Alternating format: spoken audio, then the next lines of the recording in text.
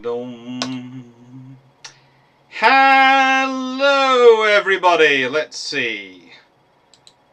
Washington Cheaties. Now, the other way I was going to start this video was, would the real Michael 66 please stand up? Please stand up. Please stand up. Would the real Michael 66 please stand up? Please stand up.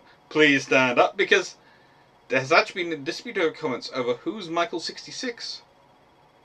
So it seemed appropriate, but you know, life happens. Right then, I hope you're all well on this Remembrance Day Eve. And hello Bitron, hello Calvin Gosberg, hello Jack Ray, hello John Shea. So congratulations for Stafford Thompson going on. I'm obviously missed something. I will have to track it down. Hello Michael Couch, hello History Vanguard, hello Tasha2 Vashal, hello Peter Dawson, hello Donrick Ironhammer, hello 96831. Ooh, lots of questions coming from 96831.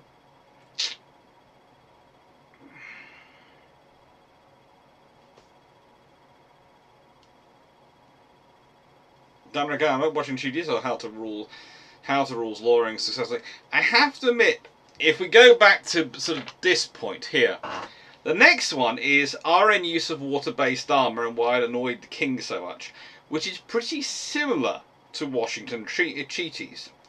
So what I'm sort of doing, and I have to admit this, is I'm sort of dividing this one into... This one is looking at the ones which are cheated, and which out and out did cheat.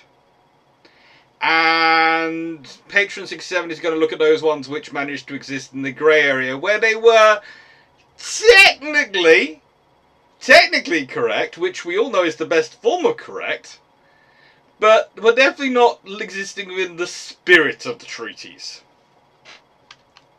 So this is about the technically cheating, and the next one's about the spiritually cheating.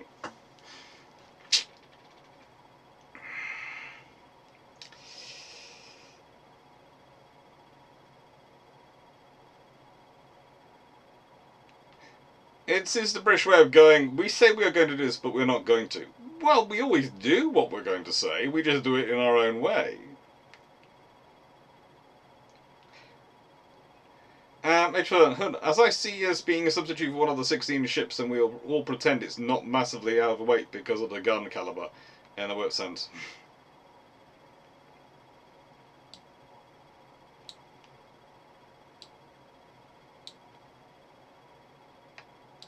Now, I will also add, before we get into too many questions, hello Glenn Stewart, hello Lauren Cash, Dark Lord Ajax, hello Mark Harkness, hello DG40, Stephen Richards, hello Albert Zaski, hello Rob Smith,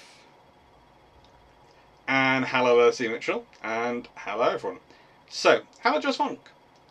I will also add a little point. I have gone into the treaties pretty extensively in the Equitable Treaty series. So I have covered them in a lot of detail. So if at any point you think, Alex, you've not covered this point to the extent I would like you to cover, there may be a reason for that. I might have already done it to death in the Equitable Treaty series and be going, well, this is more video time, this is more teaching time, and in the true academic way,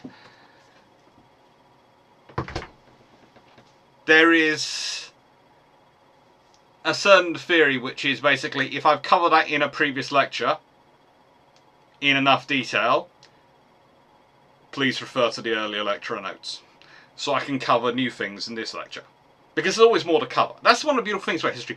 There is always more to cover.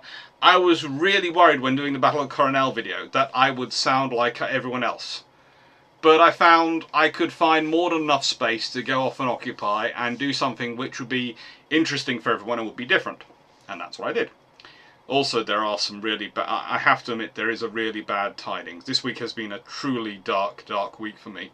And it does feel bad saying that when what's tomorrow is tomorrow, but this is all the iron brew I could find this week. all the iron brew so far found. I am walking down the town for another reason tomorrow. Still carless. So, I have to say, I will then go from shop to shop hunting for brew to carry up the hill. But as it is, this little bottle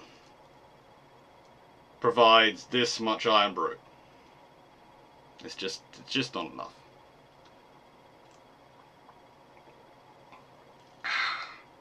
It's not enough. Terrible.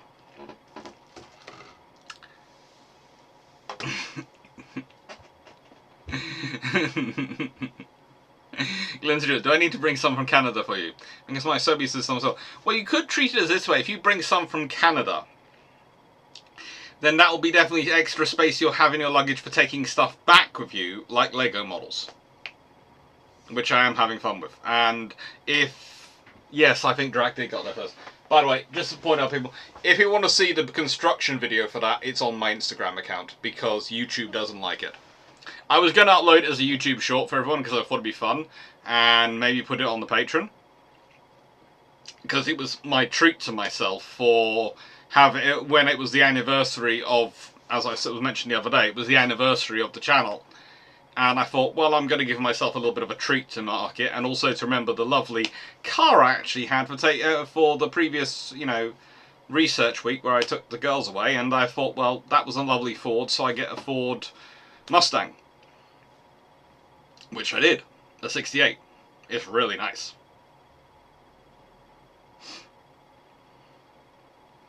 But, yeah. So I thought I'd put the little video up as a YouTube short. They didn't like it. Age of Fun. Ah, yes, the Ecuador treaties with the scary super Nelrons and the terrifying super duper Nelrons. Well, that was likely what would happen. And I'm like, Rose. The thing is, if the British are building Nelrons and they're continuing on building them and they're building more than 2, it's going to be iterative improvements upon the same thing like they do with the swordfish. So it starts off with the Nelrods, then it'll be the super Nelrods, and then it'll be the super duper Nelrods.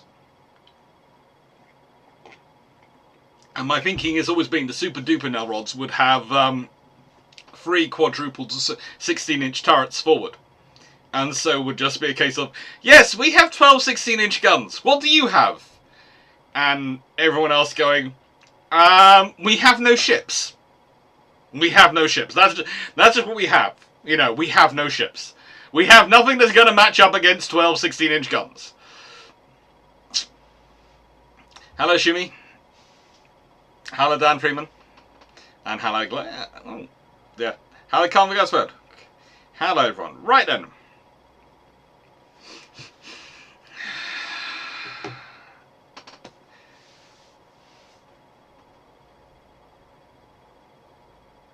So why did the UK Washington Naval Treaty delegates not use Hood to get to the USA for the treaty negotiations?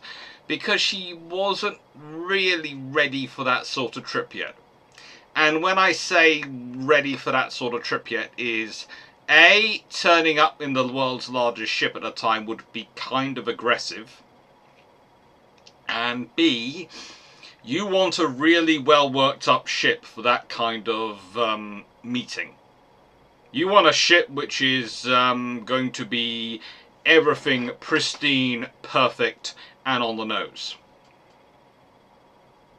You want a crew who are on fire in quality and drill and training. So everything not only gleams, but functions. And gleams while it functions. Because everything is on show. Absolutely everything.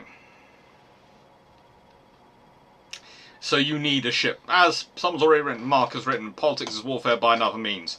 Well, diplomacy is politics by another means. So let's start off with definition of cheating.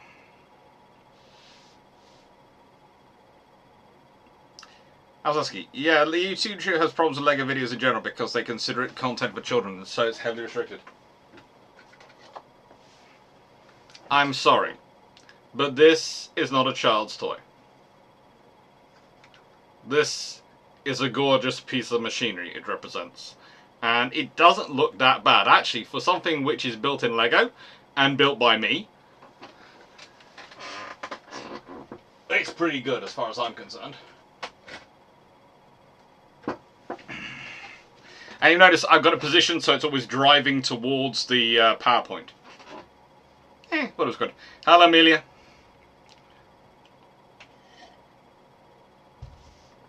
I think so. Hood was not fully worked up to the time that, by the time the treaty negotiations started. It was worked up, but not to the level it was needed for treaty negotiations.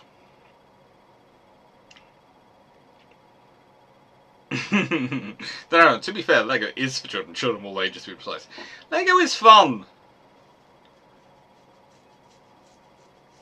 I am slowly trying to get this to have more of my personality than just the books behind me. Books are a big part of my personality, but as you know, I do want my railway in here, so you have that as part of it. And my whole idea is with this space, once it's all finished and all the construction is finished and I've finished using these things and all the other stuff I'm doing in here,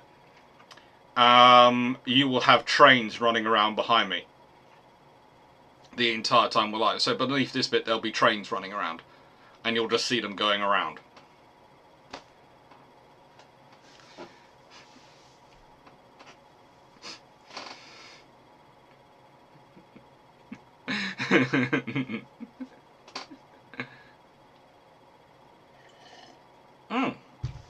I will check that, Stafford, I will check the Discord thing because this is important. Let me just check Discord and get it working, Zardos. I don't know. Because, yes, I've got a definition of cheating up here. And I didn't really think I needed to put a definition of cheating up, but I did also think I needed to put a definition of cheating up because I knew some was going to go, what?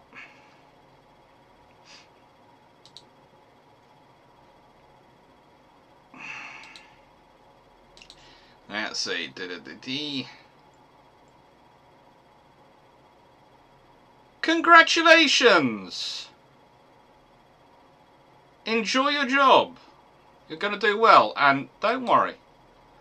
It's always a pleasure all the help you do. So, but I'll make sure. I want to make sure you're there on Sunday, so I can check you're still enjoying your job. What's wrong? I don't have toys. I have models and possible action figurines. It's also less than 10 tons. Honest God. There's a Discord list. Yes, there is a Discord channel. If you go to the description on this channel, on any of my videos, you should find a permanent link to the Discord channel.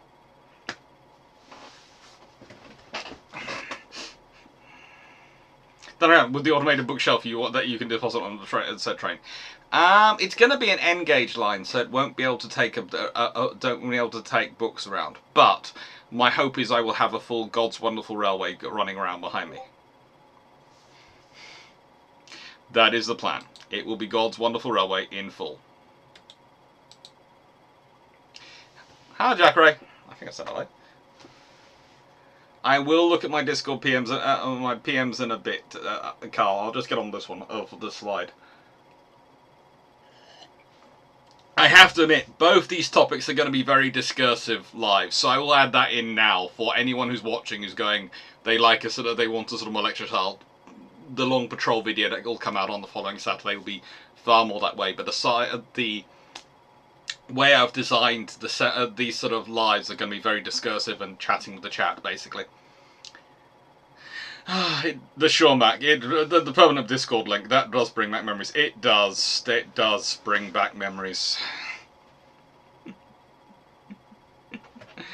Right, so definition of cheat or of cheating. That's always fun. Now, it's always fun to have these as things you're going to be talking about, and I always start off like a sort of almost a good academic does, with I'm going to have this discussion here and I'm going to discuss it all. So, definition of cheating, cheating. To deprive of something valuable by the use of deceit or fraud. Well, that's possibly going to be here. To influence or lead by deceit, trick or artifice. Okay, well that basically sounds like diplomacy as a whole point. To elude or thwart by or as if by outwitting. Probably not. To practice fraud or trickery. That's gonna happen a fair function. To violate rules dishonestly. Cheating at cards, cheating on a test. I doubt number 6 is gonna happen. Unless we are really using weird definitions of how you design and build ships. Although, considering some of the way some of the naval architects I know go on about ships, there's a possibility. To position oneself defensively near a particular area in anticipation of a play in that area. The shortstop was cheating towards second base. That's an interesting definition for one. But, well, I suppose you could theoretically, but that's more to do with the basing stuff. To act or an instance of fraudulently deceiving, deception and fraud. This financial activity turned out to be a great cheat. Considering Glenn's currently doing his taxes, perhaps we shouldn't be having this discussion. And one that cheats, pretender, deceiver, is a liar and a cheat and a tax cheat. Ooh. 10. The obtaining of property from another by intentional active distortion of the truth. Well, that's an interesting point to get into when we consider the whole treatise as a whole. Oh no. Pretty interesting. Pretty interesting. Then read number 6. We saw you on HMCS Hyder. I was not unfaithful at any point.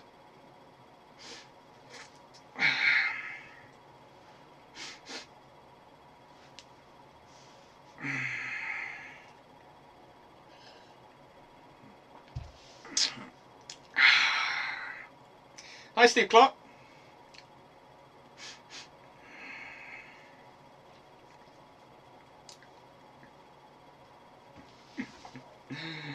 Oh. We did enjoy your tweet from yesterday, Stafford. My turn. Would you class lying out ship tonnages in the paperwork cheating? Well, I'd say it's both in the paperwork cheating and it's in number 7, position yourself, because usually you're positioning yourself with more speed and armour than you would otherwise have, aren't you?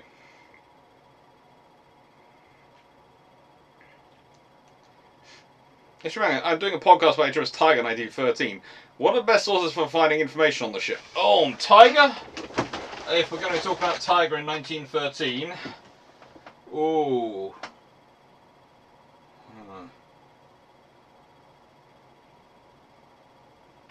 I have a battleships book somewhere around here, but I cannot remember exactly where I've put it down at the moment, because I was reading it earlier.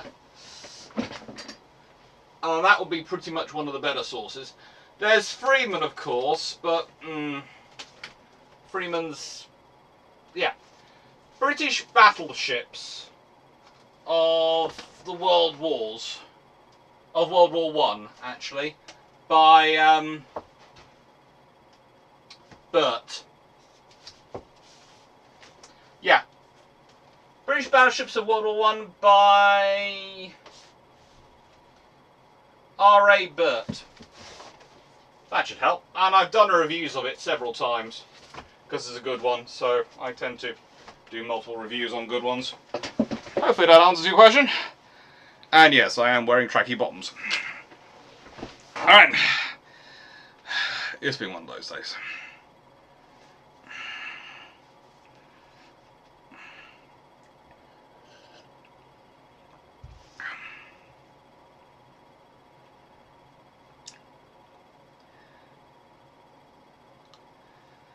Engineer's hand. What happens when James Bond is sent to stop you on your army iron brew rolls?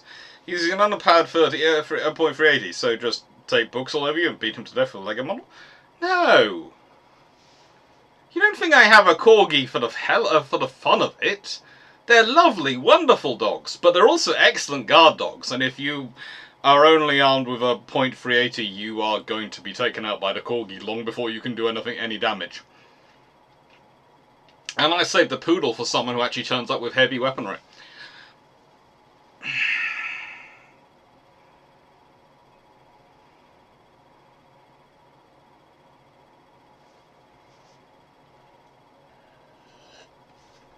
Also, quickly, while we're talking about books, I'm just going to minimise that for a second. Okay, this has arrived. Now, I got this because I suddenly saw there was a paperback copy, and it's of the Mediterranean fleets 1939 to 1930 to 1939 from the Navy Record Society. It's their reports and what they've got going on. So it's really quite interesting. And it's, you know, it's publications. It's put together by Paul G. Halpin and published by Routledge. Here is the problem. Okay? I have no qualms buying paperback copies. I buy a lot of paperback copies of things. But this is also a paperback copy from the same people. This feels like a book I'm spending 40 quid on. This feels like a book I shouldn't be spending 40 quid on. Okay? It's going to sound strange. It's the glossy cover. The contents are brilliant and fine, and I do realise what I'm paying for are the contents. But this looks like I've printed it myself. This looks like something which has come from a publisher. It's just... But I still do have to recommend this. If you want to spend 30 quid, it's a good book. It's a very 40 quid. It's a good book. And it's a good buy for that. That's one I have bought with my own money. These two, as anyone's watching Twitter will know, have arrived today for me to review. Actually, strange enough, Ian has already got on the phone to me, because I would do work for him occasionally, because I do writing for Warships International Fleet Review, which he's one of the editors of. And, yeah, he went, have you got the new version or the old version? I went, they sent me this version. I went, there's a new paperback version, I'll get that sent to you as well, so that'd be cool when it arrives. Really nice guy. Really, really good author, but I've already read this on Kindle, so I know it's going to be good. This one I haven't read before. I have entirely be sent to me new, and looks pretty darn cool. I've only flicked through it though, so I will hold my judgment till probably Sunday, because I will probably not be sleeping much between now and Sunday. Because I'm off again next week, so I need to get a lot of videos recorded between now and Sunday. And a lot of reading done, apparently, as well. Ba-ba-bing.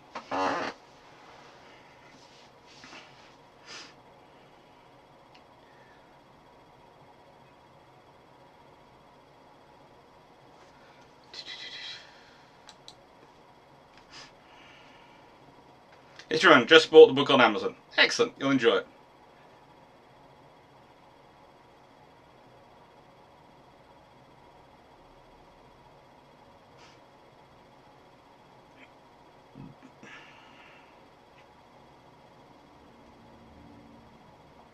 And my Sarah, please note I have spotted your comment about a review you've made about the Mutsu, but you know, I'm going to get into that in a second.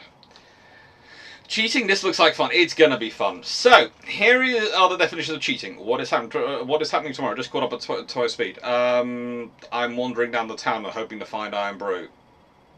I have an appointment. So, as said, I have covered the treaties far more in depth in the Ecuador Treaty series. But I've got 3 slides in this video as well.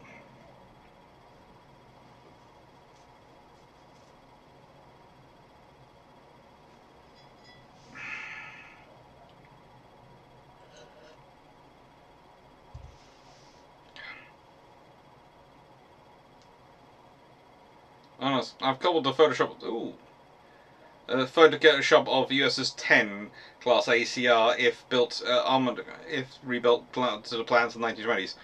I love rebuilds, but it looks unimpressive. Considering you get a chunky Exeter, would these be better than none? Most things are better than nothing.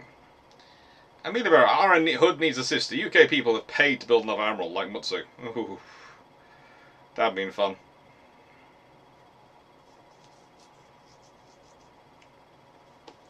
Actually, Verdun, the question is more of can we find some doggy plate armour for the Corgi and the Poodle? Because I feel this would upgrade their stopping power. And I'm not sure I remember. Melanie 640? Hello. Well, yeah, this book looks really quite cool in the French fleet because it's their ship strategy and operations, 1870 to 1918. And it's by Stranglini and Cosentino. And so they're pretty good. They're pretty interesting. Do you recommend Hayward's HMS Tiger at Bay? Yes, it is a good book. Percy, my book catalog is really too large. I need to read some. Yeah, this is the good thing about being a functioning insomniac. Not to my memory was there a battleship or to cruise ship conversion, but I haven't checked all the French ships.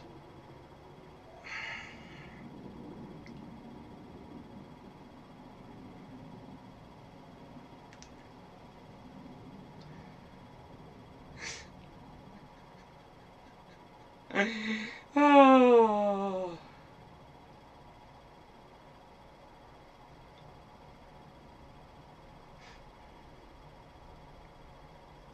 And I would say for this, before anyone wonders, for this, both this one and the next one, I'm going to be using these quite extensively, but also I've got some other books which have a lot about Royal Navy ship armour, etc. in them, which I'll be using quite heavily. And yeah, that one's down there. It's one of those things when you find you have a lot of books, you just build up books, and people go, "Oh, I need this book for this episode, this thing," and you sort of go, "I have that. I do have that." Right then. Thank you, Jack Ray, for gifting people with memberships. It's always nice. Right then. Yeah, I'm responsible for a good chunk of your backlog these days. I'm trying my best, Dan, to make sure, and Glyn, to make sure you both have backlogs. No time to even read your own books, Glyn. Oh well. So, Washington Treaty 1922. Now, they have specifications over which ships. The contracting powers may retain respectively the capital ships which are specified in Chapter 2, Part 1, on the coming into force of the present treaty, but subject to the following provisions of this article, all other capital ships built or building of the United States, the British Empire and Japan shall be disposed of as prescribed in Chapter 2, Part 2. In addition to the capital ships specified in Chapter 2, Part 1, the United States may complete and retain 2 ships of the West Virginia class now under construction. On the completion of these 2 ships, the North Dakota and Delaware shall be disposed of as prescribed in Chapter 2, Part 2. The British Empire may, in accordance with the replacement table in Chapter 2, Part 3, construct 2 new capital ships not exceeding 35,000 tons, that's 35,560 metric tons, standard displacement each. On the completion of the said 2 ships, the Thunderer, King George V, Ajax, and Centurion shall be disposed of as prescribed in Chapter 2, Part 2. Okay, so Britain's allowed to build 2. They build 2.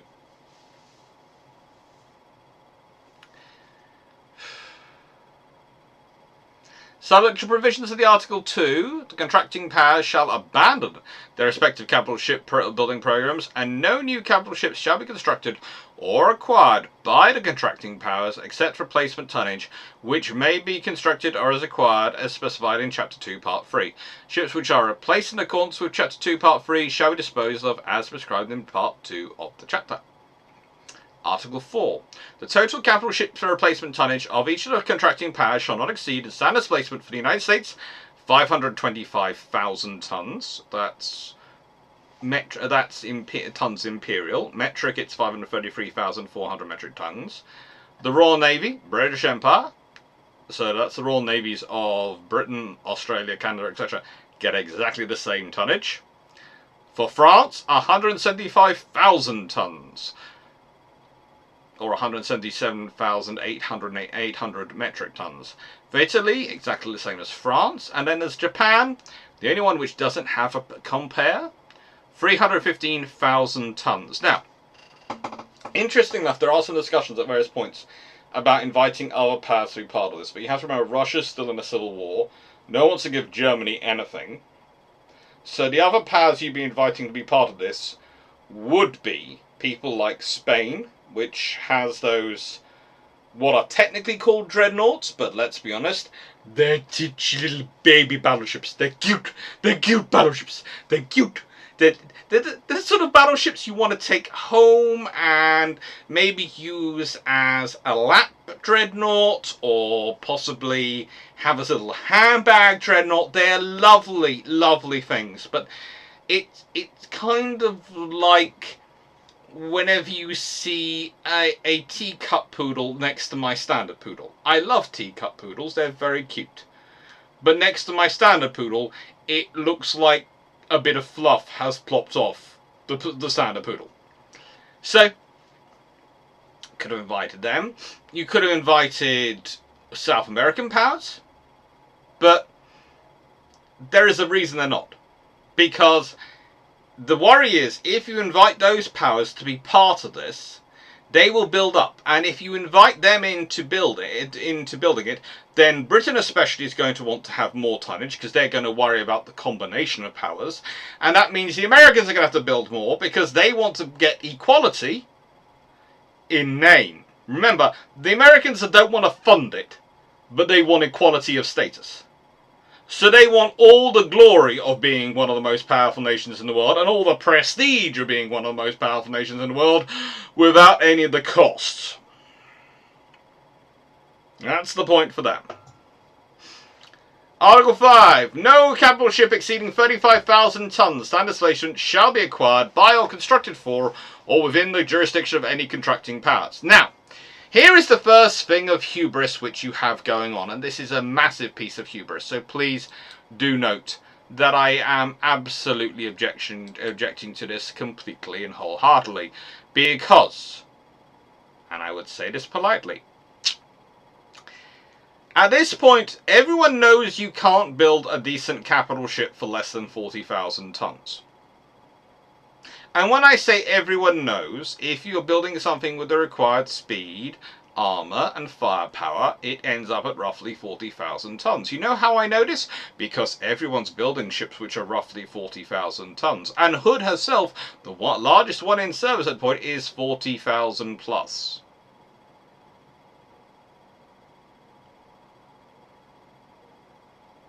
Now, Hood is not a Washington cheat because she's built before Washington and specifically ignored by Washington Treaty and allowed to be kept. Because basically, if anyone tried to get rid of her, that was going to be bloodshed. In Britain, if nowhere else. Now, no capital ship of any contracting power shall carry a gun with a caliber in excess of 16 inches. This is entirely aimed at the UK, which is the only one who's talking about building a ship with a gun caliber bigger than 16 inches. So, before people go, well, you know, why are the British talking about these ships and why are they building them? It's a point, but it's not being designed really to be to a concession. Trust me, they'd have built them if they wanted to. And if they had to, if the treaty hadn't gone through. The treaty went through, so they didn't need to build them. But it was a very much of a terrifying factor to the Americans and everyone else because they would have had to build to match them. And that means development. Again, go back to the whole Dreadnoughts 1905 to 1914 series I've done.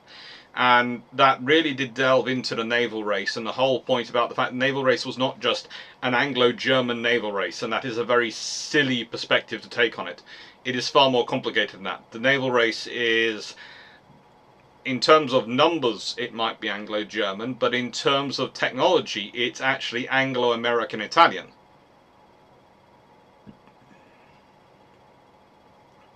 And that's the fun thing about it. And you also have a Franco-Italian naval race going on, and you have a Russo-Japanese naval race going on, and you have an American-Japanese naval race going on, and you have all the South American stuff factoring in, and that's also causing technological differences. So it's all fun and games and lots of complicating things, which is why when people turn around to me and go, Oh, but the reason the British were building ships in the first place was to deter conflict, and it didn't deter conflict. Conflict actually happened, and it didn't stop a naval race because people actually tried to build up to match them. You go, well, why are the French building the ships in the first place to match the British? No, they were building them to match the Italians. The Italian threat didn't go away. They were building them. The British were therefore building to maintain their status within the world. Because if they hadn't been building, they would have lost their status, and then they would have been in real trouble.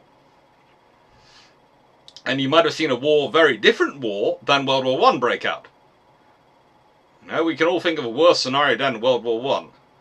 There are worse scenarios than World War I, as traumatic and terrible as World War I is, especially something worthwhile thinking about today, of what tomorrow is. It's worthwhile remembering how traumatic that was, but remember, there are worst case scenarios than that. There are worst case groups you could have had allying up against each other in terms of the sheer number of people who could have ended up being killed. Article 7. The total tonnage for aircraft carriers of each contracting power shall not exceed, in the standard displacement, for the United States 135,000 tons, for the British Empire 135,000 tons, for France 60,000 tons, for Italy 60,000 tons, for Japan 81,000 tons. Now, my main objection to this is it's just so small.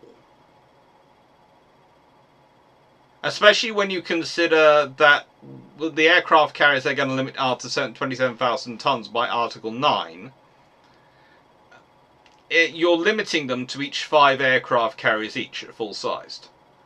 So that's kind of an absurd figure to be limiting them to, when if you consider if we go to the 525,000 tons up above, and we think about that and its limitations, well, 70,000 tons goes into 490,000 tons 7 times, so that's 14.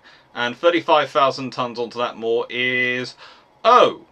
So that's 15 capital ships and 5 aircraft carriers you're limiting it to. That's a very, very tight number. Especially if you're dealing with Britain and you're dividing it by 3. Now, I can accept that on the capital ships. I can't accept that on the carriers. They need to be at least divisible by 3, preferably by 4 for wartime operations.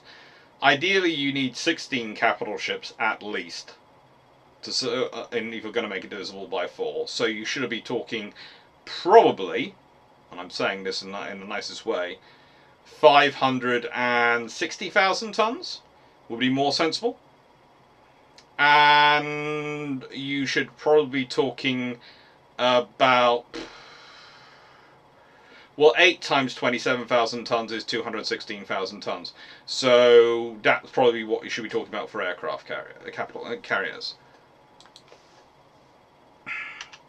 And that would have made things very different. But let's start off with the replacement. Articles 8. The replacement of aircraft carriers shall be affected only as prescribed in Chapter 2, Part 3, provided, however, that all aircraft carrier tonnage in existence or building November 12, 1921 shall be considered experimental, and may be replaced within the total tonnage limit prescribed in Article 7, without regard to its age. Article 9. No aircraft carrier exceeding 27,000 tons standard deviation shall be acquired by or constructed by for or within the jurisdiction of any of the contracting powers. However, any of the contracting powers may, provided that its total tonnage allowance of aircraft carriers is not thereby exceeded, build not more than 2 aircraft carriers each of a tonnage of not more than 33,000 tons standard displacement, in order to meet economy to affect economy. Any of the contracting powers may use for this purpose any 2 of their ships, whether constructed or in the course of construction, which would otherwise be scrapped under the provisions of Article 2. The armament of any aircraft carriers exceeding 27,000 tons standard displacement shall be in accordance with the requirements of Article 10, except that with the total number of guns to be carried in the case of such guns be a caliber exceeding 6 inches, and guns not exceeding 5 inches shall not exceed 8. Lexington class, here we come. Ooh, let's answer some things. Hello, right.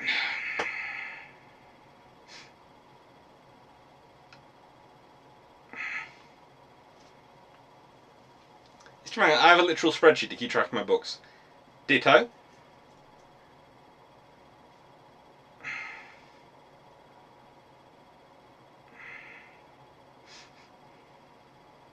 Handbag journal. actually like a Corgi? No, a Corgi is not. A Corgi at no point will be considered a handbag dreadnought. You have to deal with the sheer ego of the Corgi. A Corgi is more like a second generation battle cruiser.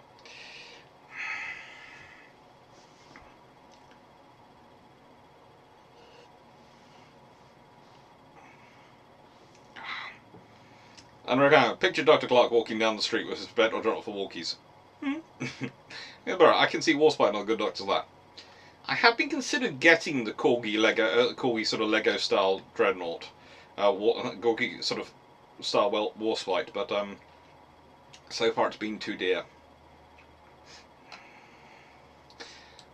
My coach, so the Spanish battleships are the dreadnought equivalent of a third-class cruiser. Yeah. So we have lap battleships and back pocket cruisers. Do you need to remove the tribal class destroyers before using them to get the dreadnought? Oh, probably. Just on. So, from a certain perspective, is the Americans cheating away to parity? It's certainly arguable that.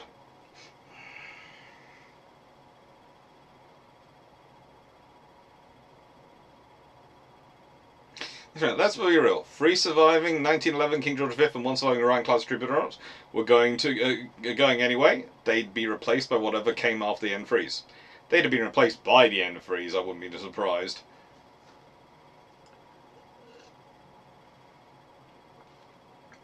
Sending clear. Spanner class versus Deutschland class. Same level? Potentially. The Jane's fighting ship says Italy was sort of constructing 3 630 vessels, each with a 15-inch gun. I recall they could get up to 4 knots. Talk about pocket battleships. They were monitors that they were building to assist with trying to break the trouble of fighting on the around the Adriatic coast.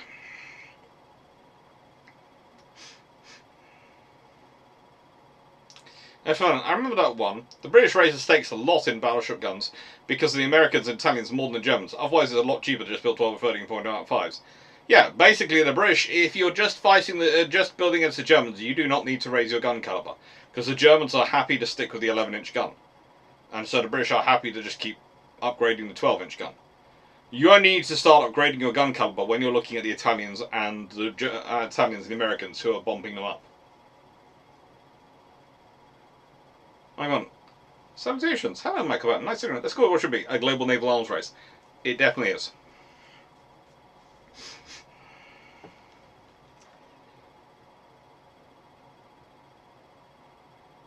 So there were wars. There were all the wars that either didn't happen or that did not go beyond a local conflict due to arms race. Look at the Germany, France, and North America and Balkan wars.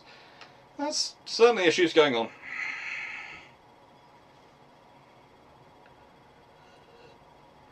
That's funk. Corgis are cow herders. My parents used to breed them. They tend to believe they're larger than they are. Definitely.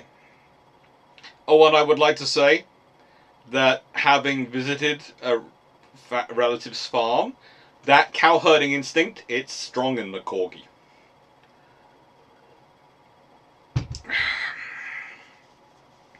Although ours was not allowed off the lead.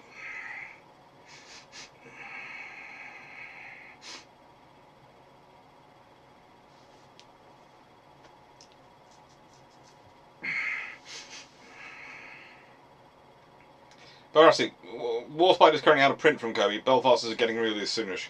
Yes. Please show the bathtub battleships, the cute little ones you mentioned. Okay, let me find a Spanish dreadnought.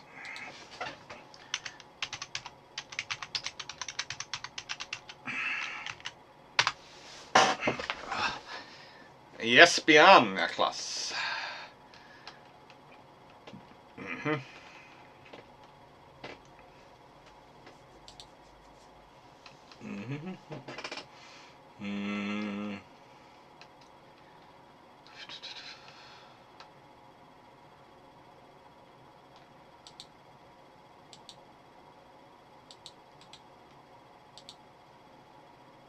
Right. Let's do that with this so I can add in another image. Image file. Bum, bum, bum. Meet Jamie the First.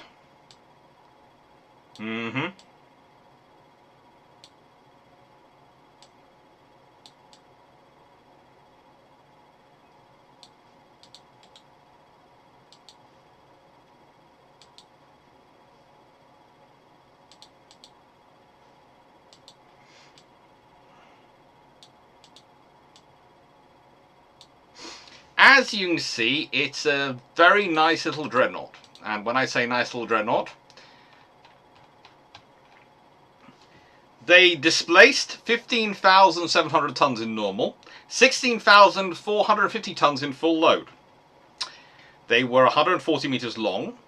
They had 12 Yarrow boilers, capable of 15,500 shaft horsepower, 4 turbines, 4 shafts, top speed of 19.5 knots, a range of 5,000 nautical miles, armed with 8 12-inch guns. As you can see, okay, they have wing turrets, because what they do is they have a centerline turret, and then they have a starboard turret, and then they have a port turret, which can not fire through the middle of the ship. They just can't. Let's be honest. Look at this one. There is no way.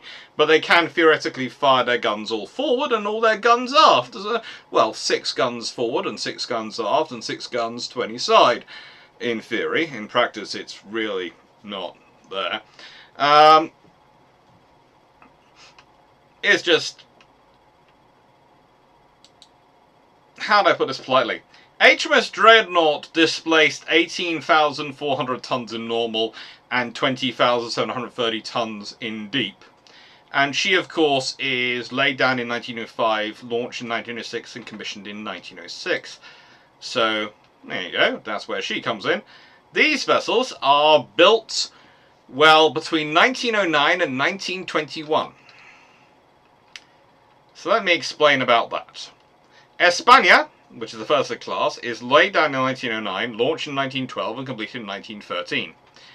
Alfonso is laid down in 1910, launched in 1913, and completed in 1915. Jamie, this one pictured, hello. Ooh. Well, she is laid down in 1912, launched in 1914, and completed in 1921.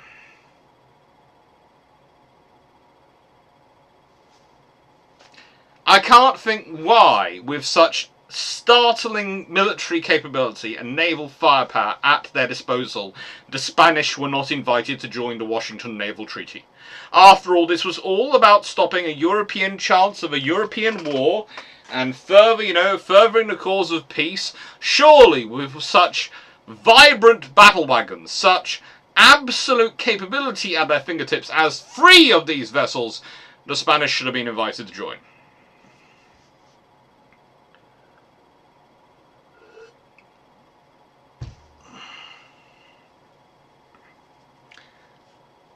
Yeah.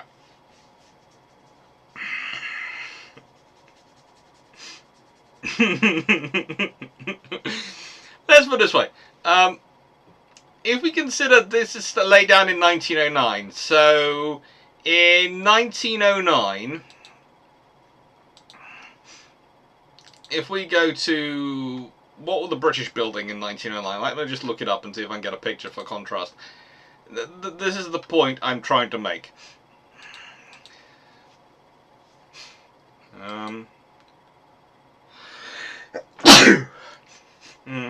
No, it's not the Bellerophon class. No, Neptune is 1909. But so are the Colossus class. So if we consider the Colossus class also had those funny turrets either side, which we all know what I think of the waist turrets. I don't know, did the Colossus class have those? Or were they sensible? Was that? No, they did have them, yes. So the Colossus class, built at the same time, 20,350 tons in normal.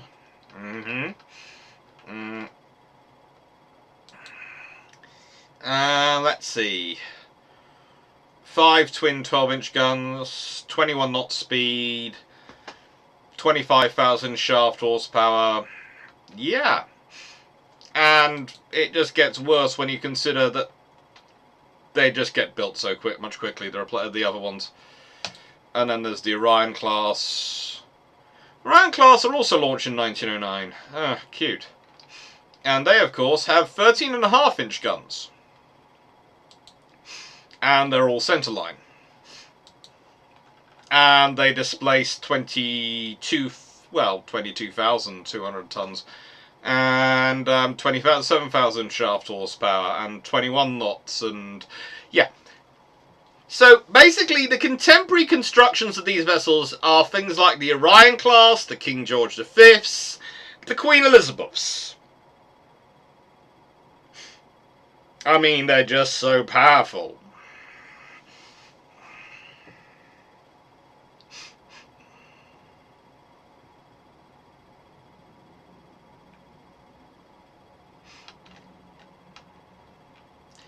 No, Jamie was launched in 1912.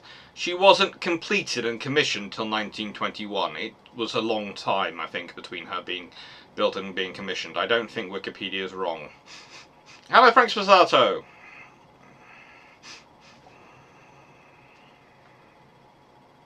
My God, thinking about Space Union, could they have intended the England dreadnoughts as coast defense dreadnoughts? Potentially, but also there's the fact that the moment you're building a dreadnought, right, you're going to be compared to other dreadnought constructors. It's just, no. Who were the Spanish planning on fighting? No one, because honestly, there is no one you want to fight in that. Who do you want to fight in that ship? In that ship? HMS Dreadnought could come up and take out that ship as help. You know, this is the nice thing. The Spanish build these ships. They make HMS Dreadnought still feel relevant because no matter what happens, she'll never be the least powerful dreadnought in the world as long as they're in service.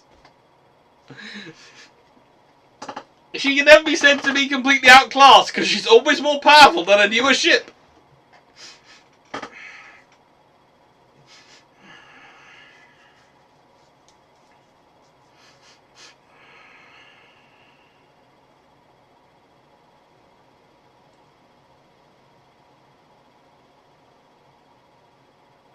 Laid down 1912, launched in 1914. Ah, sorry, I was getting the figures, some figures wrong.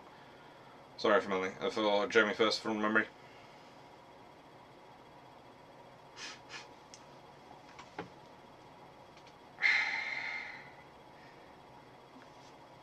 But besides, the Spanish ships fought very well in colonial wars. I don't think these have really got to take part in colonial wars. They really didn't. Anyway, let's get on with the Washington Treaty, because it has many more funds in it. Many more funds. Oh my goodness, who do you want to find in that? Someone without any dreadnoughts. Yeah. During the Spanish Civil War, they do well.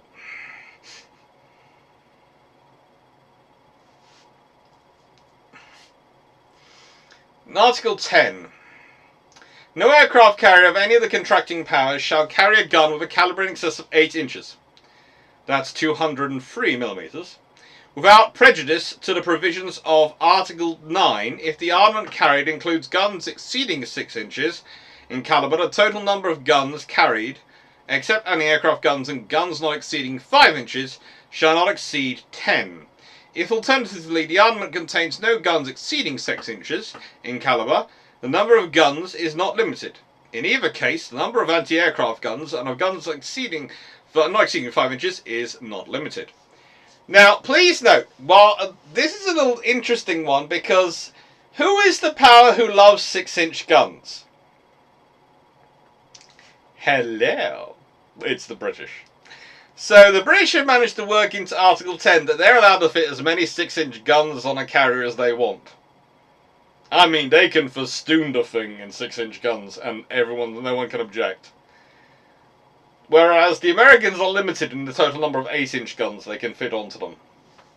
Isn't that a little bit cruel? Just a little bit.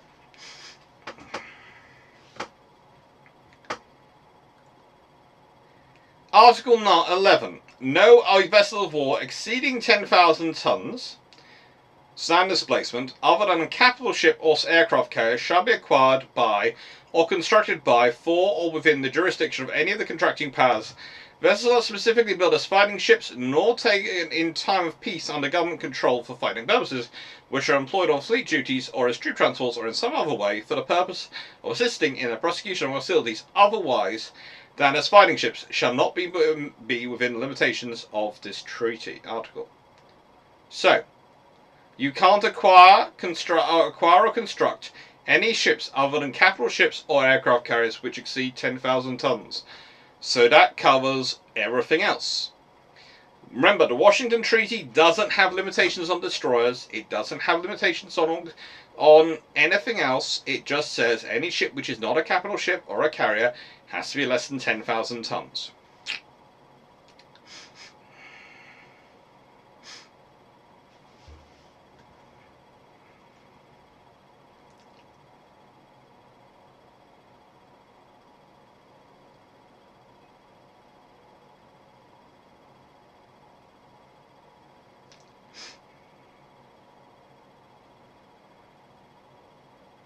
Interesting. The Spanish are making rockets in America, and what we have available to show displeasure, HMS Dreadnought. Nice. Doesn't this treaty seem heavily biased against the UK?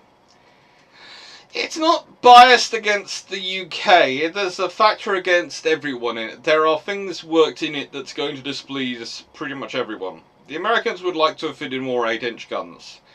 Honestly, the British and the Americans would both liked more carrier tonnage. But the French and Italians were obsessed with not getting too much carrier tonnage, just in case it showed out to be more capable than they thought it was, which is why they were happy with 60,000 tons. The Japanese didn't get their 10-10-7, and as I've said before, the Americans push for a 5-3 ratio. 5-3, 1.75 is pretty much the ratio they're sort of, broadly speaking, pushing for. And again, this is in the Equitable Treaty Series. And the point you start to realise very quickly is that if they'd gone with 20 capital ships as the limit, so 700,000 tons of capital ships, bear with me.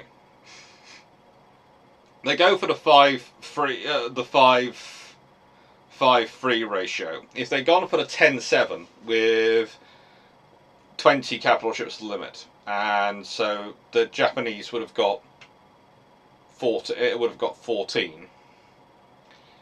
They'd have had the limit, the advantage, but they'd also had Japan being less worried. Japan was scared from this moment onwards because they didn't have the 10-7 ratio. Basically, from this point onwards, the Japanese felt that the Americans and British could always steamroll them. They presumed that if they had the 70% force standard, that whilst they'd still lose any war versus one of the major powers, they would have enough that they would be a significant speed bump, so war wouldn't be easy, so they would have the confidence. And the first thing you never want to do with people you want to build peace with is you do not want to back them into a corner where they feel that they can be steamrolled at any point. Because whatever they agree with you, they are going to start cheating. At a certain point, they are going to start trying to build an edge because they feel insecure, so they're going to start seeking security. It's one of the foundations of human personality. Humans like to feel secure. They like to feel safe. And if you've got them in a situation where they don't feel safe, they're going to try and find a way. It's one of the reasons why, if you're ever studying psychology of people who are prisoners, etc., in jails, how prisoners who are non-violent on the outside, non-violent offenders, will actually turn violent in prison because they feel at such a weakness, they feel at a weakness, a disadvantage, because it's not their way of life. So you can't really change that about prison. The entire thing of prison is if you do something bad enough to warrant going there, there isn't really much you can do. There are certain things you can do, but the fact is that taking away someone's freedom, it's all those things as consequences for their actions. There is always going to be a factor which is going to affect the psyche. There is always going to be a psychological factor, and damage done by it. It's the same with this sort of treaty scenario. In this scenario, Japan can't really fight back. Yes, they can put their foot down and say, no, we won't accept that. We won't accept loss of Mutsu. We won't accept loss of this or that. And they can get away with that to an extent, as long as they can get others on their side. But the Americans knew this because the Americans had everyone bugged. And I think only perhaps one of the powers actually realizes they're being bugged. I have my suspicions. And the Americans know the bare minimum the Japanese would accept with a 5-3 ratio, but they wanted a 10-7 ratio. And the Americans push for the 5-3 ratio. But a 10-7 ratio would have made far more sense. Admittedly, though, you'd have had to go with 20 ships in order for them to have the Americans to have the 6-ship advantage. But there again, if you'd had Britain and America both having 20 capital ships each, and the Japanese only being allowed 14, then in the nicest way, that's pretty much a 3-to-1 advantage between the two major powers versus Japan. That's going to change things. And then if you go work into aircraft carriers, you go, right, and so you're allowed 10 each. Okay? Well, British and America are allowed 10 each, Japan's allowed 7. Well, that's 20-7 advantage. And again, all these things would ripple up and would have a big impact on World War II. Because, again, you are talking about increasing capital ship strength by 1/3 versus what it was. You are talking about increasing carrier strength significantly, because if Britain insists on building their ships to, instead of 27,000 tons, building to roughly 23,000, then they can probably get 13 carriers on the strength. And that's going to make a big difference for World War II. That would mean you more than likely would get a second Ark Royal. That would mean you would more than likely have had more than illustrious. You would have had another illustrious class armoured carrier under construction.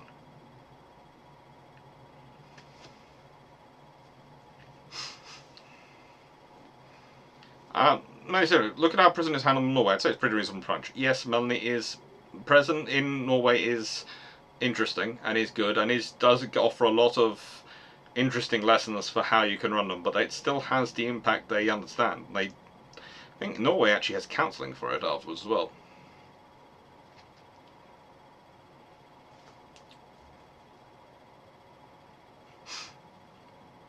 Just one. Comes more across as building a dreadnought for the prestige of home on, but no longer the infrastructural funds to do it properly. Definitely on the Spanish ship. That's it. I have a serious suspicion the American xenophobia has a lot to answer for why the USA treated the Japanese the way they did. They pulled the trigger on the Pacific War. It's a long time coming.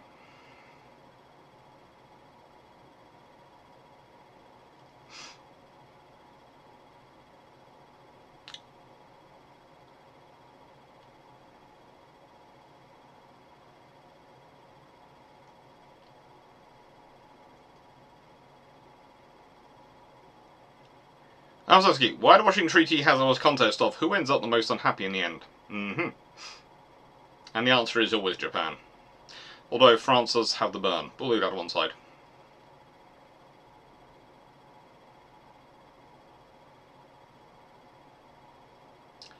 Right. Article 12. No vessel of war of any of the contracting powers hereafter laid down, other than a capital ship, shall carry a gun of a calibre in excess of 8 inches. Okay, so everyone's limited to 8 inches or below. Article 13. Except as provided in Article 9, no ship designated in the present treaty to be scrapped may be reconverted into a vessel of war. Article 14. By the way, I do love some of these articles because they are aimed at the British, but please note, before people start going, they're aimed at the British, they're terrible, they're anti-British. The British break every single one of them in the run-up to World War II shamelessly. I mean, there is an actual article we'll get into where the contracting powers are not supposed to take up any vessels of war. In fact, it's Article 17, I think it is, yes. In the event of a contracting power being engaged in war, such power shall not use as vessel of war any vessels of war which may be under construction within its jurisdiction for any other power, or which it may have been constructed within its jurisdiction for another power and not delivered. That's theoretically aimed at the British because of what the British did at the beginning of World War One. And please note, it's exactly what they did at the beginning of World War Two. There are these things called the I-class destroyers, okay? That they just go, we want those, they're ours. Bye! And as I said before, I think it's Las Argentina, the Argentinian cruiser based on the Arafusa, if it had been hanging around even a couple of months longer than it was, the odds of it actually being delivered to Argentina are nil. Okay? 0. Not going to happen. They might have found, if they were lucky, a C-class cruiser would be sent along as a, here, have a cruiser, but that's all you're getting.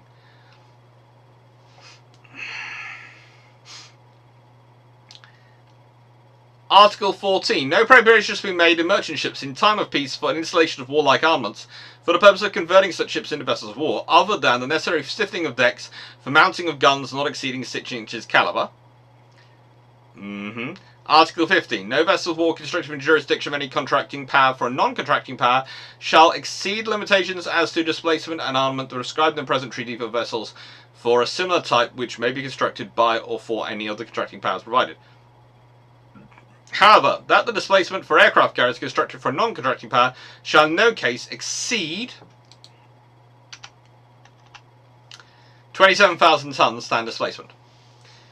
Article 16. If the construction of a vessel of war for a non-contracting power is undertaken within the jurisdiction of the contracting powers, such power shall promptly inform other contracting powers of the date of the signing of the contract and the date at which the keel of the ship is laid, and shall also communicate to them the particulars relating to the ship prescribed in Chapter 2, Part 3, Section 1, B, 4 and 5.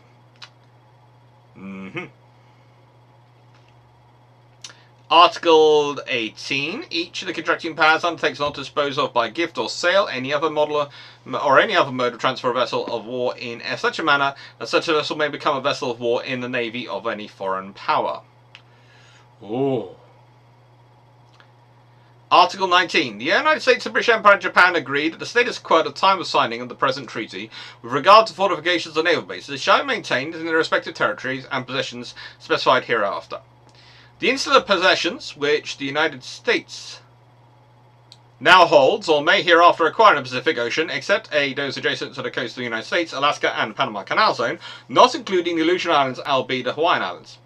Hong Kong and the insular possessions which the British Empire now holds or may hereafter acquire in the Pacific Ocean, east of the meridian 110 degrees east longitude, except A, those adjacent to the coast of Canada, B, the Commonwealth of Australia and its territories, and C, New Zealand. The following insular territories and possessions of Japan in the Pacific Ocean, to wit, the Kuril Islands, the Bonin Islands, Amami Oshima, the Loko Islands, Formosa and the Pescadores, and any insular territories or possessions in the Pacific Ocean which Japan may hereafter acquire. The mention of the status quo under the foregoing provisions implies that no new fortifications or naval bases shall be established in territories and positions specified, that no measures shall be taken to increase the existing naval facilities for the repair and maintenance of naval forces, and that no increase shall be made in the coast defences of the territories and possessions above specified. This restriction, however, does not preclude such repair and replacement of worn-out weapons and equipment as is customary in naval and military establishments in times of peace. That's a nice phraseology, as is customary. Not as is regulated in this table below, but as is customary. So, basically, you can do with that what you like. That's my Bruchets mug. Oh.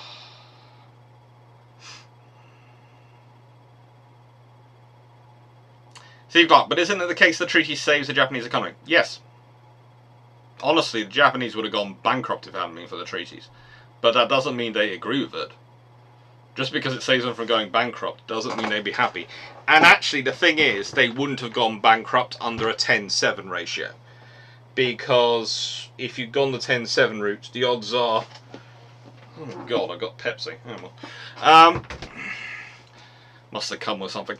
If they'd gone the 10-7 route, it wouldn't have been represented that much more construction for the Japanese.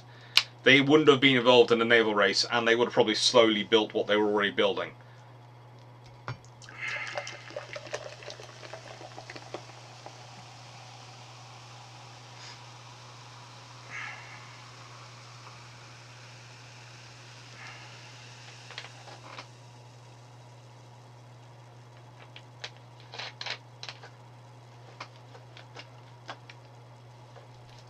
That's one. Yeah, the ways the British could have made money when they needed it so badly. SG Vanguard. I've always thought watching Treaty that they should have increased the capital ship and aircraft tonnage and increased their other ship tonnage to 20,000. I would say, honestly, there has always been a temptation for me, and again, I get into this Ecuador Treaty series, the discussion about aircraft carrier tonnage, etc. And basically, I think at one point I was saying, look, capital ship tonnage should have been about 40,000 tons, and that and 20 vessels to be equitable, and as the baseline for US and UK, and then work down everyone as a result of a factor of that. And I think I basically sort of said, right, so it'll be a 10-7-4 ratio. And you could factor in Germany, and you could factor in Russia if you wanted as well at various points, and make them part of it into the London Treaty of 1930, which would have really made things interesting, and especially for Japan. But the thing is,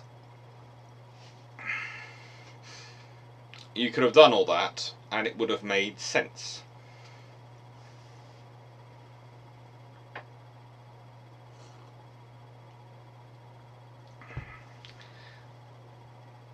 And it would have been sort of 40,000 tons for a capital ship, 30,000 tons for a carrier, heavy cruisers at 20,000 tons, and everything else 10,000 tons and below. And again, it would have made it viable. But it's life. Did anyone actually care about the treaties after Japan noped out? Basically, Britain and other powers tried to keep to the treaties in the hope that Japan would return, and that kind of failed miserably. Because Japan wasn't going to return, and then they found themselves fighting a war, and that went, oh sugar.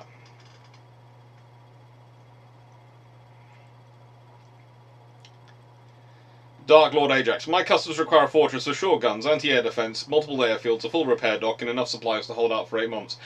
Pretty much, you can see where you can get to with all sorts of things. It causes issues. Have you eaten today? If not, please take a moment to sort out some food. I have eaten, and I've also got some chocolate cake sitting here as well. I have eaten though today, don't worry. Thank you for forwarding that, Miss Stafford, but no, I have eaten.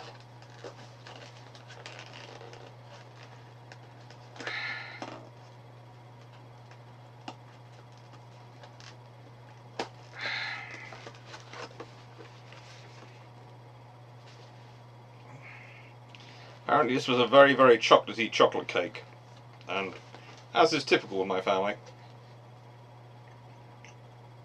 when they can't eat these things, they bring them back for me.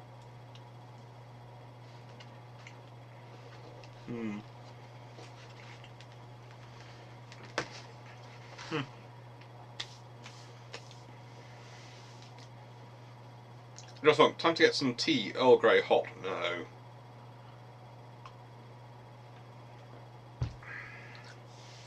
Ugh. Right. Now, here's where the other interesting factor comes in. Part 3 replacement. So I've skipped over Part 2, but as I said, I've gone into that a lot in the Equitable Treaty series. The replacement of capital ships and aircraft carriers shall take place according to rules in Section 1 and Table Section 2 of this part. Section 1. Rules for replacement. Capital ships and aircraft carriers 20 years after the date of their completion may, except as otherwise provided in Article 8, and in the tables in Section 2 of this part, be replaced by new construction, but within the limits prescribed in Articles 4 and 7. The keels of such new construction may, except as otherwise provided in Article 8, tables in Section 2 of this part, be laid down not earlier than 17 years from the date of completion of the tonnage to be replaced. Provided, however, that no capital ship tonnage, with the exception of the ships referred to in the third paragraph, replacement of tonnage specifically mentioned in Section 2 of this part, shall be laid down until 10 years from November 12, 1921. Each of the contracting powers shall communicate promptly to each other of the other contracting powers the following information. The names of the capital ships and aircraft carriers to be replaced by new construction, the date of governmental authorization on replacement tonnage, The date of laying the keels of replacement tonnage, standard displacement in tons and metric tons of each new ship to be laid down, the principal dimensions, namely length of waterline, extreme beam or below waterline, mean draft at the standard displacement. The date of completion of each new ship and its standard displacement in tons and metric tons, and the principal dimensions, namely length of waterline, extreme beam below waterline, mean draft at standard displacement at time of completion. In case of loss or accidental destruction of capital ships or aircraft carriers, they may immediately be replaced by new construction subject to the tonnage limits prescribed in Articles 4 and 7, and in conformity with other provisions of the present treaty, the regular replacement programme being deemed to be advanced to the next extent. No retained capital ships or aircraft carriers shall be reconstructed except for the purpose of providing means of defence against air and submarine attack, and subject to the following rules. The contracting powers may, for the purpose, equip existing tonnage with bulge or blister anti-aircraft deck protection, providing increase of displacement thus affected does not exceed 3,000 tons. Displacement for each ship. No alteration in side armour, in calibre, number or general type of mounting of a main armament shall be permitted, except in the case of France and Italy, with countries within the limits allowed for their bulge, may increase their armour protection. The calibre of guns now carried on the existing cavalry ships does not exceed 16 inches. And the British Empire shall be permitted to complete, in the case of the Renown, the alterations to armour that have already been commenced but temporarily suspended. Now that's important for Renown, because she's under reconstruction going.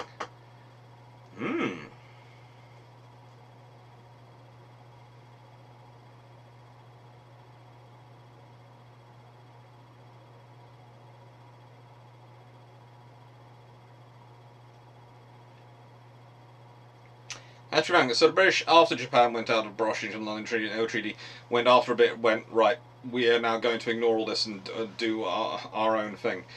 Not really. The British tried to keep it as long as they could. It's only really when war breaks out that they completely ignore it. But they had been heading that way from about December 1938. It's just they'd been very quiet about it.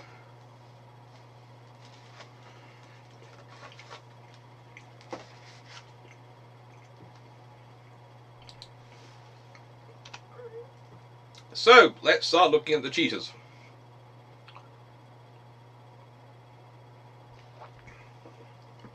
Let's start off with the most famous of the Washington cheaters, the Lexington class. And why the Lexington class cheaters? Well, let's consider them. Let's consider the Lexington class carriers and their tonnage. I do admit, they are beautiful ships. They really are. But they're also cheating. They are quite shamelessly cheating.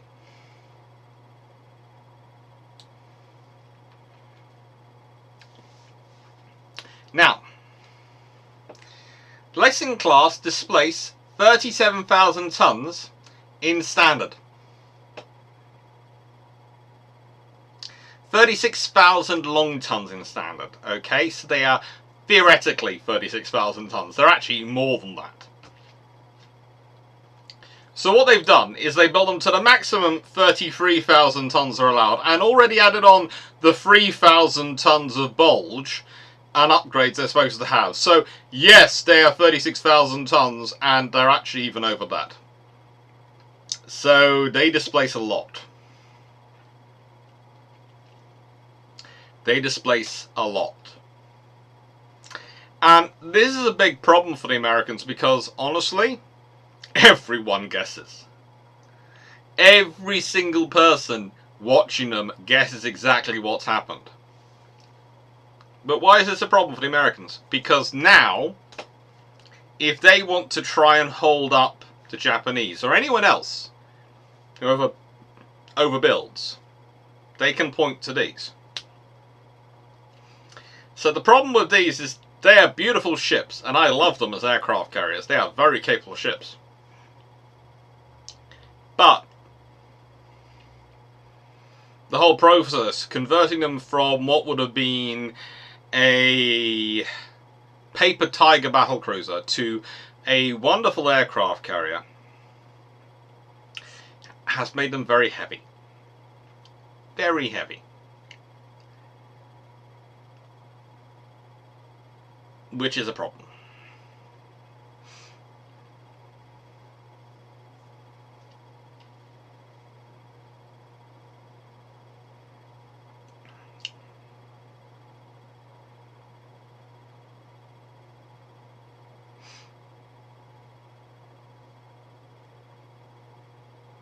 Vision, I think a combination of Lexington-class carriers and battlecruisers would be a very interesting model too. Oh, I agree.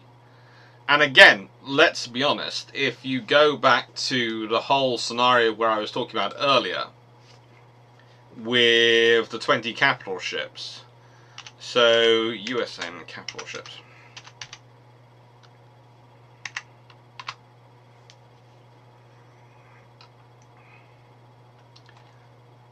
Well, you know, if we go sort of look at Lexington class in terms of the Lexington class battle cruisers, if the USN had been allowed 20 ships, they're already completing 2. Would they have completed some of these as battle cruisers? Well, that becomes an interesting thing. The odds are they do complete 2 to 4 of these as battle cruisers. Now, if they go for all 4, that gives them 4 battle cruisers, of course, which is fine.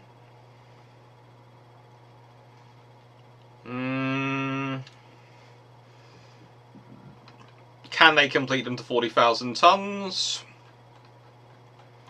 Well, they're planned to be 43,500 long tons. So they need to find a way to cut 3,500 tons off them. And honestly, if I was going to cut 3,500 tons of this design, I know what I'd do. And I'm sure all of you will agree with me on this perspective. It's quite simple. X turret, you're going. Bye. And saving in ammunition, saving in the weight of the guns and all that stuff would actually be able to allow me to actually save several thousand tons, quite a lot of that weight.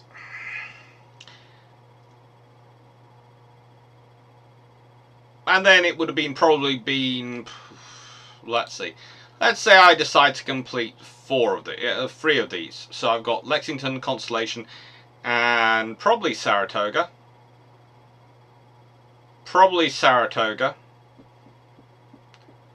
Because those are probably the 3 I complete as my battle cruisers, which means it's probably Ranger and Constitution, which get completed as carriers. That'd be quite fun.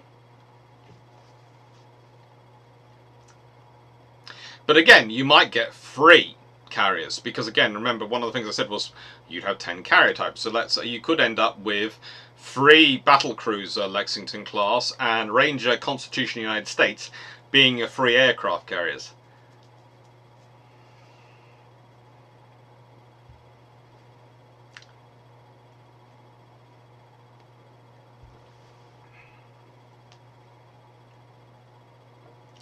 I think, wouldn't the 3,000 tons extra have been allowed to be used on the 30K plus Courageous class and Furious class, given that they return tonnage? It could have been, but the British didn't build them up to that level. Mandy, what did they do to everyone guessed? When you post that something is 36,000 tons exactly, the reason the British and the Japanese can guess is because the British and Japanese have very good naval architects, just as the Americans do. And they can do the maths and the sums. And they looked at the ships, and they started adding up weights. And they looked at their berths, and they looked at their photographs, and they went, If the Americans had said, mea culpa, it's 36,000 and, it's 36,000 tons, we've rounded it for 36,006 tons, we apologise. Everyone had gone, well, life happens, good luck, don't worry.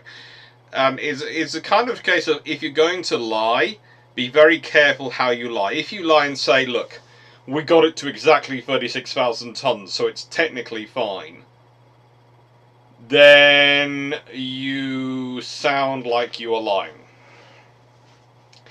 If you suddenly go, mea culpa, look, we're aiming it, we knew it was going to be close, but we thought it'd be just under 36,000 tons, and actually it's 36,006 tons. So our options are to take off a couple of anti-aircraft guns, and that's the actual way, or leave it as it is. Do any of you mind? And probably the British and Japanese would have gone, no, we don't care. But it would have meant immediately you weren't lying about it.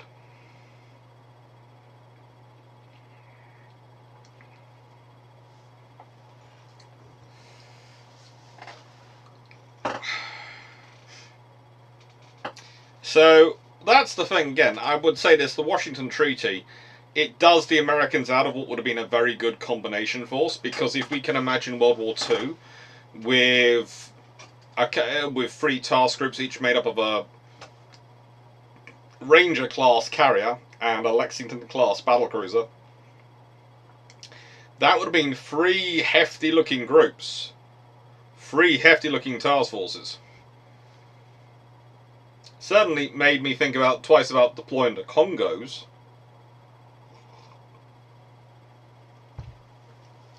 Let's say remove the 8-inch guns and that'll get the weight down.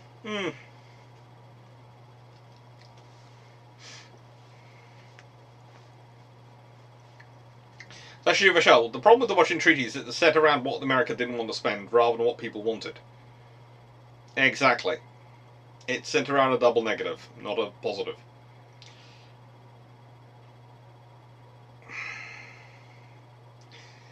Don't make it look perfect. Nothing's ever perfect besides on paper. Yes. It's just it's a basic mistake. It's a mistake you just go, why? You were doing so well.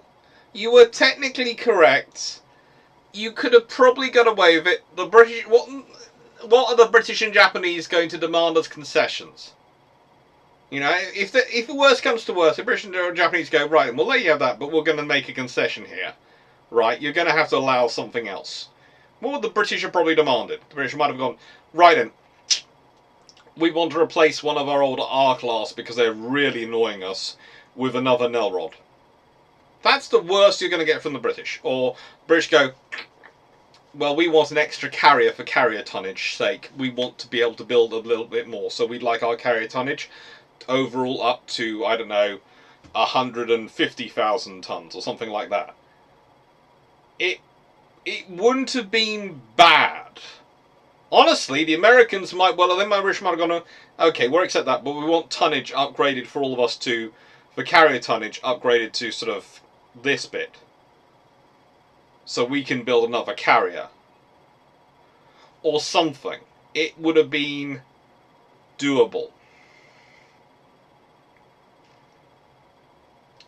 That's one. Makes it easy to have the next one over, be a bit over as well. Yes, and it also makes it slightly more open, because if you're setting up the standard, you're going, we're being honest about it, then everyone else feels they have to be honest about it, and it makes it worse when you catch someone else cheating if they're not being honest. History Vanguard, what could the British have done to counter the Lexington class battlecruisers and aircraft carrier type? That's an interesting one. It would have forced the British to really think it through. I wouldn't be surprised if you would have seen Ark Royals, more of them, built when it came to build Ark Royal. And honestly, I wouldn't be surprised if you'd seen the full upgrades done on Renown, Repulse and Hood earlier. Because that would have been it. That would have been how the British would upgrade it, using the existing capital ships, because they would know these vessels, as I said, to get through the tonnage, they'd have to lose it. So they'd be 6 16-inch guns. So yes, whilst they do theoretically have more firepower than a Renown. Renown has 6 15-inch guns. That counts, and let's be honest, Hood has 8. So they'd probably consider Hood the superior ship to the Lexingtons with 6. Because as I said, they'd have to lose a turret probably to get underneath the treaty displacement limit. It would have been fine.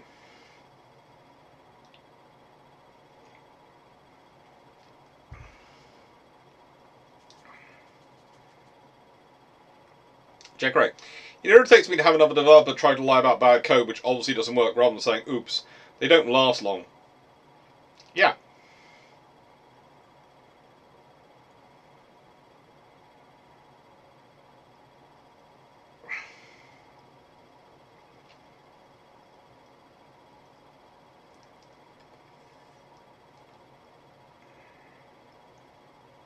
So, Thompson, can you imagine the Lexington Task Force meeting up with an Admiral Task Force led by Hood to retake Singapore with a line of QEs bringing up? It would be interesting, but honestly, on that scenario, you're presuming that the QEs that Singapore gets taken. Now, again, this depends to me. My view has often been if Force Z doesn't get sunk, if there's Commonwealth retain a significant naval force, then Singapore might not get lost. And the reason I'd say that is because the approach to Singapore really does depend upon a lot of movement along the coast and use of coastal support and supply movement. So if you can cut that off and make sure that Singapore doesn't feel abandoned because the Navy's still strong, then you have a different problem. So therefore, you're talking about a scenario where, as I said, the likelihood is you end up with a couple more Ark Royal style carriers. And they'll be built to compete with the Lexingtons, which Ark Royal to an extent was. Ark Royal to an extent was the British response to the Lexington class. Certainly it was a case of the Lexingtons were the strike carrier which the British wanted to have in terms of their capabilities, and so the British were definitely looking at the Lexingtons and going,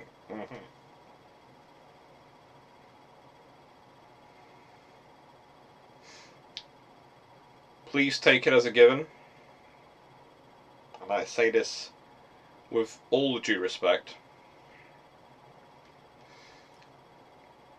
do not get treacle on the side of your nose when you're baking, because you will spend the next 2 days rubbing your nose because it'll feel sticky and it'll just be weird.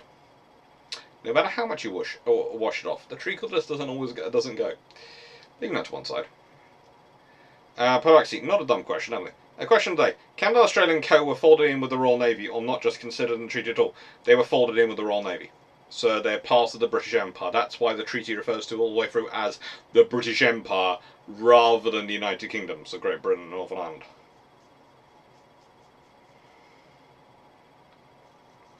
So, Ryujo. Why have I got Ryujo up here? Well,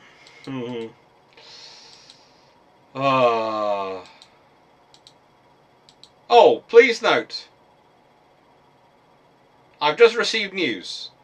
YouTube has finally allowed the Brewships 90, the one I did on the weekend, to be open to all advertisers. They've after reviewed it and they decided I haven't said anything in it nasty which will be upsetting advertisers. Thank you. I didn't think I did in the first place, but thank you very much. Anyway, Ryujo is of course the Japanese attempt to build underneath the treaty. And this is the point again I make when people go, well, you know, the treaty also stops off, Hermes, doesn't it? Well, it's set at 10,000 tons to include Hermes in the carrier tonnage. If it's set at 15,000 tons, Hermes wouldn't have been included, but also a lot of British aircraft carriers might not have been included if 15,000 tons standard is your limitation. Argus, not included. You know, all these things not included in tonnage. With Ryujo, she was an attempt to build a vessel which was going to be less than 10,000 tons in standard. She was, as built, 8,000 tons. By 1936, she was 10,600 tons in standard. So they were basically trying to build the largest possible carrier they could, as light as they could. Now, this made her incredibly top-heavy and light and really, really painful. But she's technically within the spirit of the treaty. She's not illegal. She's less than 10,000 tons, though, so she's not supposed to be counted, really. But she's laid down in 1929. And that's the trouble for the Japanese. They take too long to get round to building her. If they'd done it earlier and built them earlier, they might have got away with it, because in 1929 you're doing a renegotiation in 1930. Language, Mr. Griffith. But I do understand. I just felt like doing a Captain America there. I don't think the RM would have risked them being over there if they were Admiral class carriers. I think Task Force Z would have been a pure cruiser force, possibly Repulse still hurting it. I don't think they'd have been Admiral class carriers, because whilst I would love there to have been Admiral class carriers, I don't think the British were going to do it. The British looked at it, certainly considered it, but the trouble is BT wasn't behind it. BT was not supportive of naval aviation in that regards. He not only sacrificed the fleet air armors and the carrier group to the carriers, to the Royal Air Force and everything when he was offered to retain it, but he also wasn't that supportive of carriers. It's later admirals who really start supporting carriers, and BT himself admits that he made a mistake earlier in his career. So in 1920 there's not that support there. So that's why I don't think you see an Admiral class aircraft carrier, because honestly there could have been. I think there's at least one hull which hasn't been quite broken up when they start to make this decision, and I have the feeling it's the one which is attached to the Camel Laird's. I think it's not under construction anymore, but I don't think it's been broken up. I think it's going to sound strange, it's sitting waiting to possibly go to the Breakers Yard, but it's sitting quietly somewhere. Is my suspicion, because, as said, I've got suspicions before of the way that Camel Laird's are referred to as the people who understand how to build aircraft carriers and large aircraft carriers and strike carriers, and the theory of what the RM wants for those carriers in the Ark Royal papers. Well, that's the only scenario where I can see them actually having done that work, because they don't build an aircraft carrier till they get to Ark Royal. So the only scenario where they could have been doing that work is if they were involved in a conversion, and there's no ship they're theoretically involved in they're actually involved in a conversion of, unless you are talking about converting an Admiral class battle cruiser.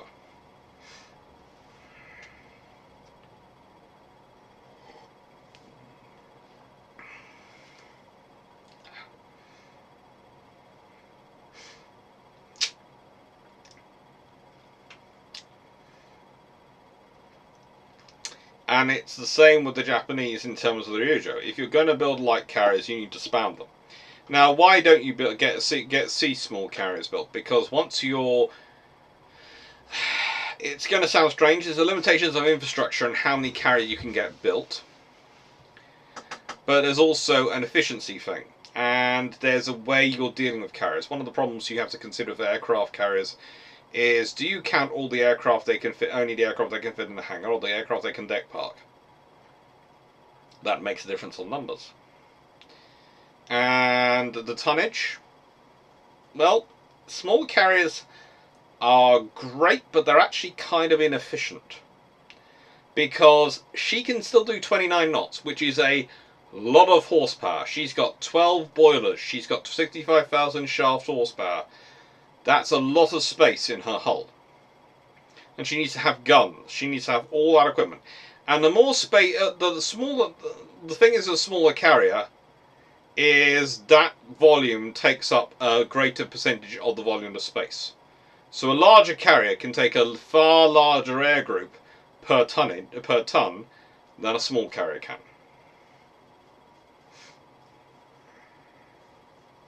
Which is basically why you don't get the spam. You know, IQB 4472. Could Ryujo be built without being top heavy and so like that bad seas bend them? The fact that the Japanese, it gets up to 10,600 tons would suggest it's an issue still. It could be, but it would take work. It's basically a ski hull with a superstructure attached.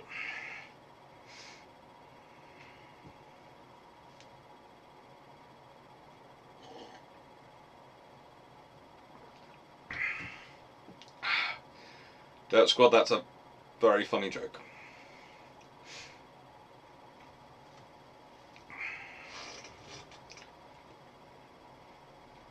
Hi Jimmy. I said, what, they were withholding advertisers for? Yeah, they were withholding advertising on Brew Ships 90.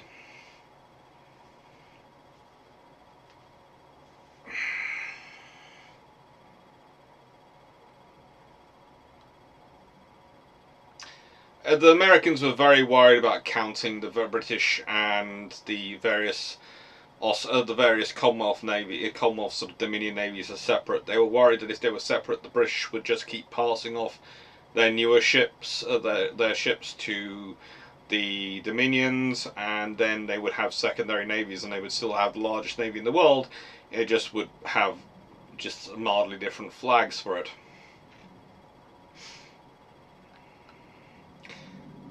It's one of the reasons why HMS Australia ends up going, sadly enough, without replacement.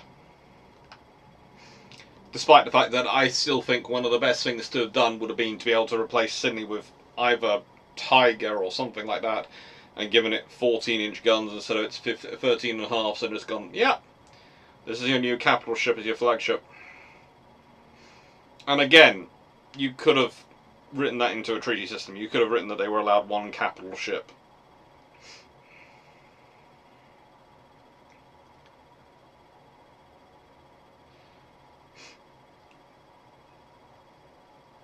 Mark Armas, an admiral in charge of the yard where one of the Lexingtons, think it was United States of America country, tried to divert all resources to try and get his ship converted instead of Saratoga.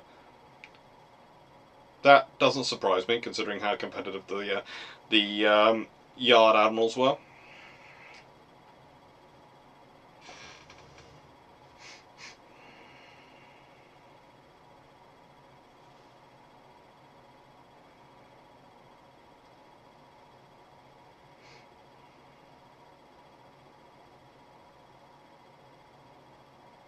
No worries, Jimmy.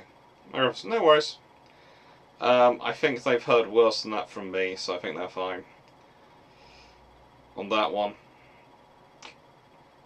I watch the things mainly because I don't want them learning new words and me getting told off by my cousins. It's a case of it's the little cousins. The elder cousins who I grew up with know those words I know. It always amazes me whenever my cousins have, and they've all gone through this process now. I'm one of the few who doesn't have children myself.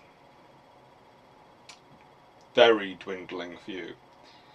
And every single one, the moment they become parents, tries to believe that they will never say any bad words in front of their kids, and those kids will never pick up those words from anywhere else until they are much older.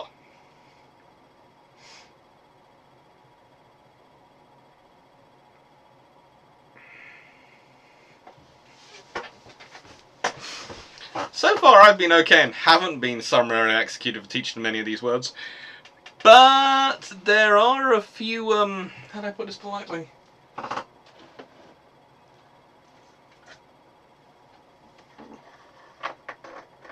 There are a few more elder members of the family who are on a very short leash when it comes to it.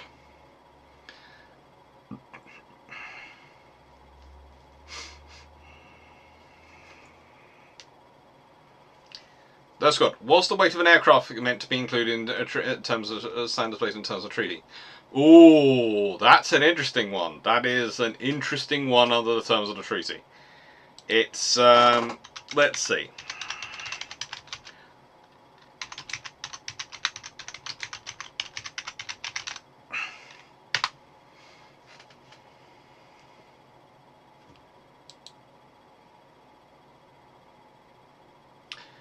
You must remember, the measurement of the standard displacement is the measurement of a vessel when it's crewed and equipped, but doesn't have any fuel aboard. So standard displacement does, in theory, include aircraft, because that will be part of an aircraft carrier's equipment. And I think also it does include water as well.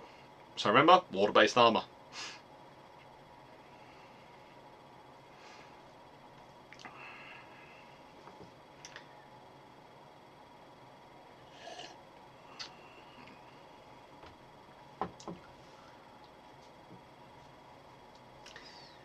That's what the Isle of Man obviously needs 3 battleships and 7 cruisers to protect water. Each of the Channel Islands too. Yeah. I say, what did the USA honestly expect? The Indians would abandon the Royal Navy when the RA needs their help? That's not going to happen. The Indians will side the UK in a war.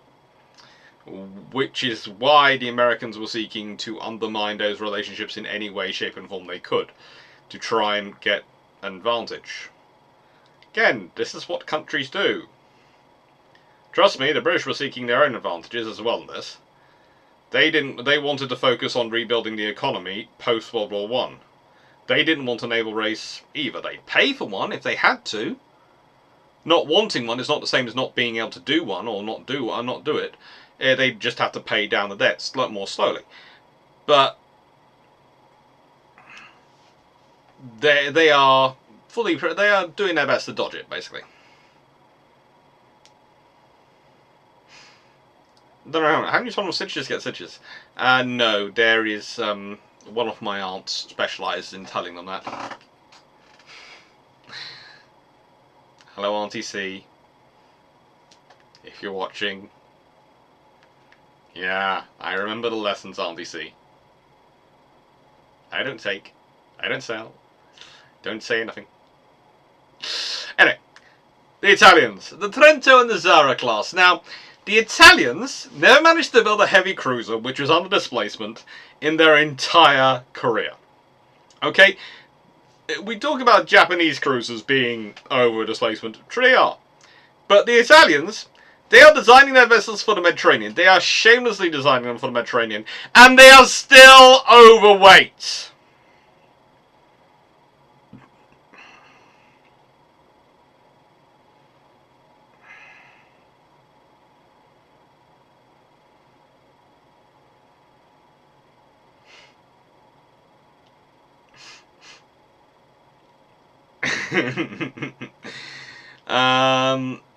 Mark Harness, probably US response to Australian Tiger, the Philippines are going to need a navy. See a new battle cruiser Constitution.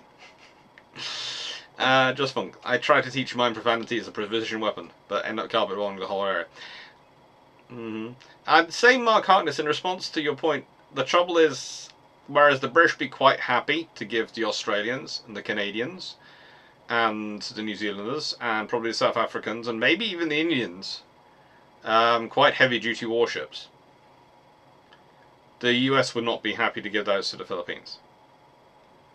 There is a difference in relationships because going on, and it's an interesting scenario you've got going on, because theoretically the British Empire, which is a formal empire, should have the worst relationship going on with its constituent parts, but it has a better relationship in terms of trust going on with those constituent parts than the US has with its protectorates, which are in a formal empire.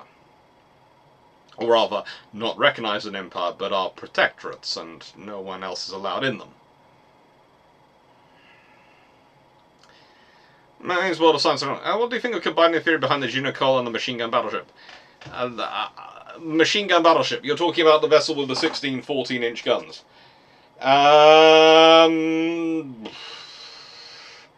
It could be interesting. I have to say, the machine gun battleship, if it had actually worked out, would have been an absolutely interesting vessel for anyone to take on. It would have been a case of, so on paper, you have 16-inch guns, so you are the more powerful. You have your 9 16-inch guns. That's good. And you have 16 14-inch guns. Well, you see, our 16-inch guns can pierce your longer range. Yes, but I will have fired about twice as many. I will have fired 32 shells by the time you fired 18.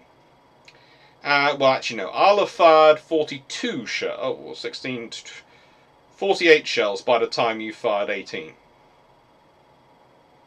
Okay, so your odds of hitting me are... New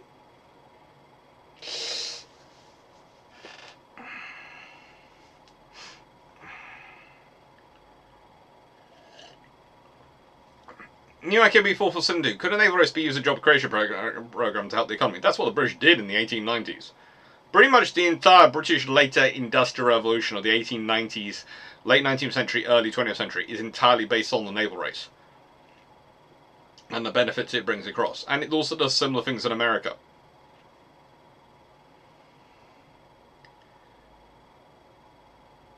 I say everyone, you're thinking, look, you're expecting the USA to be looking forward and looking out after anyone else's interests, barring themselves. No, they're not going to. Again, governments are looking after their own nation's interests and their perception of their nation's interests. They don't care about other nations. That's not what they're elected to do. If they're elected. If they're not elected, then, well, that's even more interesting about how they judge interests.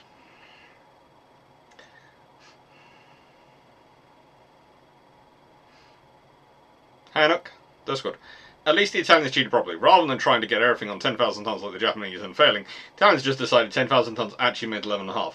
Well, yes, the Italians do decide they're going to cheat properly. That is something I have respect for. If you're going to cheat properly, and the Italians certainly do. But, and I will add this.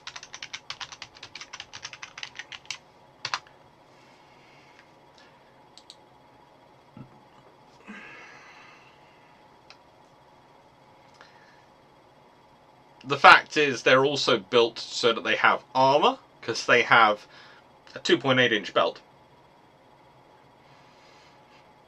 Not the 4-inch belt the counties would be fitted for, not with, but they've got it.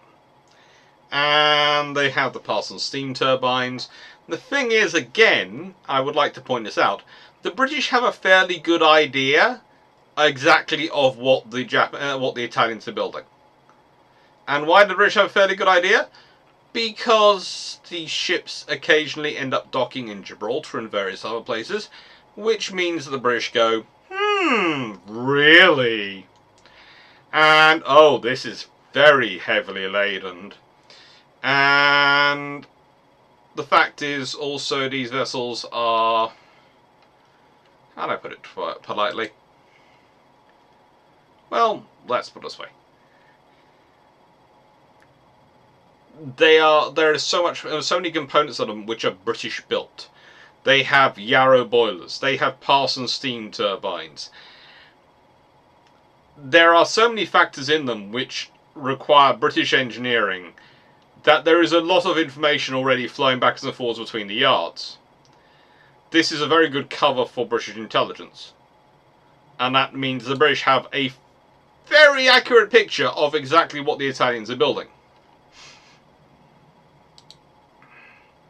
Zara class are even worse because, well, they're not just over the limit, but they're different between each other as well. They have 400 tons differential going on between members of the class. It's always fun. And again, they are powered by Thornycroft boilers. Oh, who makes Thornycroft boilers? Anyone want to guess who makes Thornycroft boilers? And again, Parsons turbines. It's just a case of, oh yes, and you can achieve only 32 knots when you have 95,000 shaft horsepower. Yeah, looking at a hull design profile, either you have the least efficient hull design known to mankind, which, looking at this design, it's unlikely, or you are lying about something.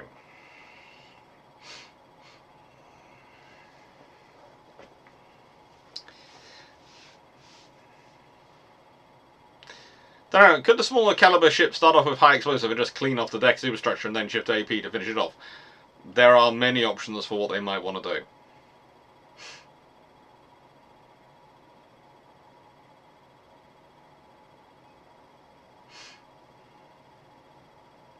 Things like, as I've said, the worst casualty of Washington infantry is shipbuilding skills and capacity. Definitely.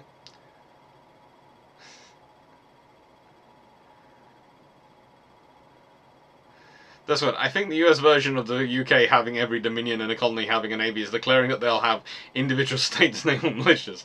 Every state can have 3 battleships. Yes, the trouble is the British would also turn around and go to America. If you want to do that, we're quite happy to watch. The Americans will be going, hang on, less than 60 years ago, we were having a, yeah.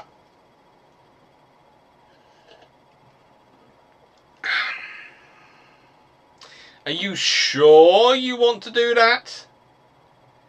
No. That's fine.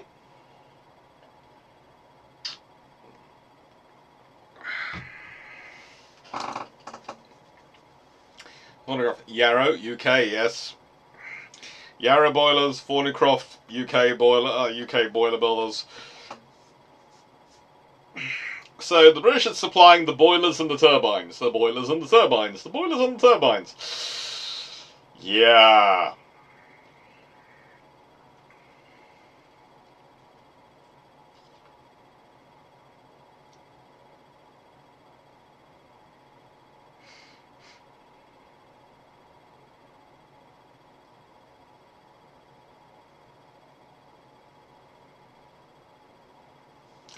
The F472. Wait, the Italians cannot build their own boilers and turbines?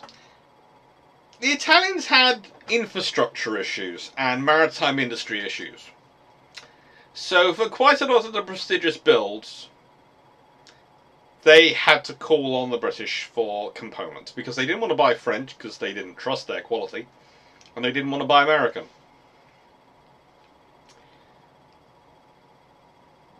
Tasha 2 Vachel. Didn't one of the Zaras have to be inclined in Gibraltar so they got the 150 tons? Yes.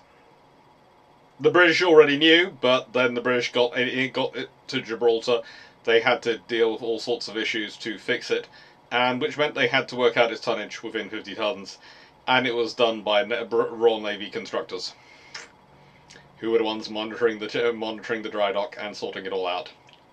So it was nice to have them all on staff, ready to help.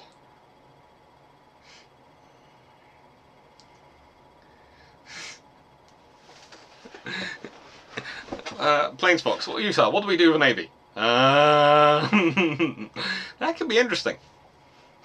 That's it. Never go to war with the engine supplier. Yeah, they tend to know exactly what you have.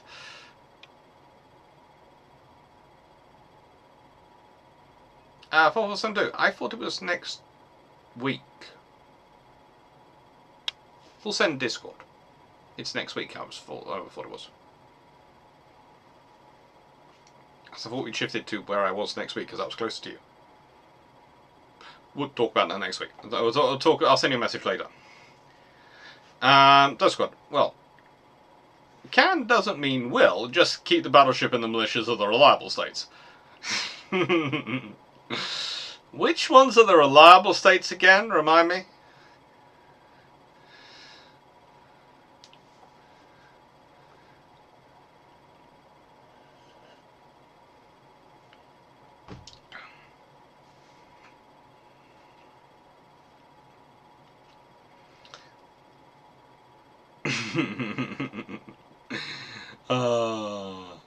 That's good. The British were just the Italians were just victims of British companies lying about the weight of their products.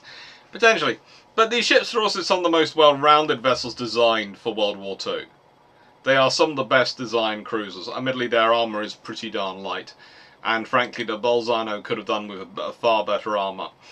Especially, there are various ship vessels which actually have better armour than it, including one of the Condottieri class. The last Condottieri class's armour would actually be better fit than the Bolzano's own armour. But they have 8-inch guns, 53 caliber 8-inch guns, so they're 8-inch 53s. They have 100mm 3.9-inch dual-purpose guns, 16 of them. They have some 40mm guns. They have... then they have 37mm guns fitted. 8 of them to replace the 40mm. They have 20mm guns in Gorzia.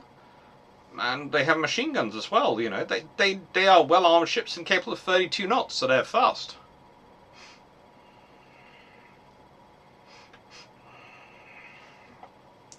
Malaga, it's amazing how willing the Royal Navy was to help other navies like that. Very friendly of them. Yes. Just remember, if we supply the engines, we also supply the spare parts.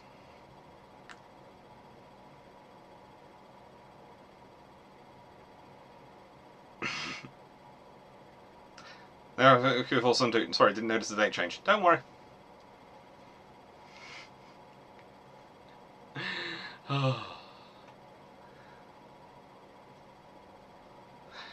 cruisers, counties. So, here is the other thing, and this is why I'm putting this in the cheating, because there are people who would argue this could be in the grey area, and it can really be in both. But here is the thing. If you are designing a ship, and look at how high out of the water this ship is, you're basically designing it so it's incomplete. And you can just slot in a belt of armour around it to give it armour. And then it rides normally in the water. You're cheating. Let's be honest, you're cheating. Because you've designed the ship for the fully loaded version with all the armour. And then all you've done is stuck the armour sitting in a warehouse somewhere in a naval dockyard.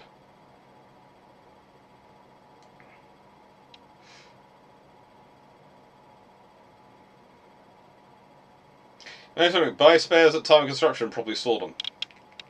Well, that's certainly an option. But wear and tear of things in peacetime versus wartime is very different. And the cost of buying all those spares is extortionate. So the odds of you actually doing that are very, very low.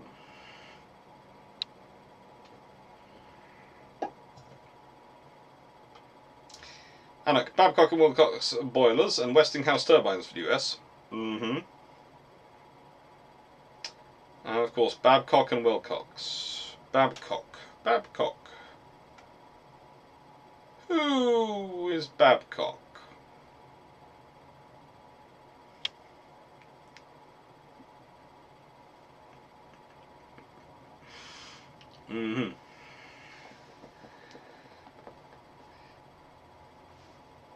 That incomplete. Is this like the classic Greek thing of not having to pay tax on an incomplete house and never finishing the roof?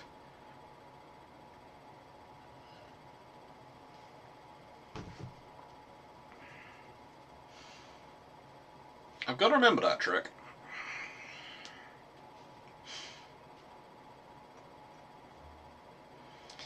Mine does that sound proud in order? It does, doesn't it? That ship stands really proud in the water. It's really high for a cruiser hull.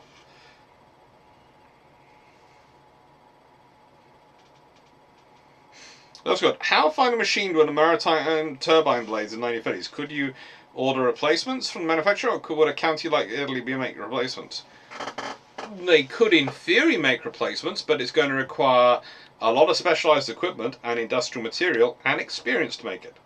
It's not something you can just suddenly manufacture. So you're talking about a process of years to set up the manufacturing process and start making. Not months. Not weeks.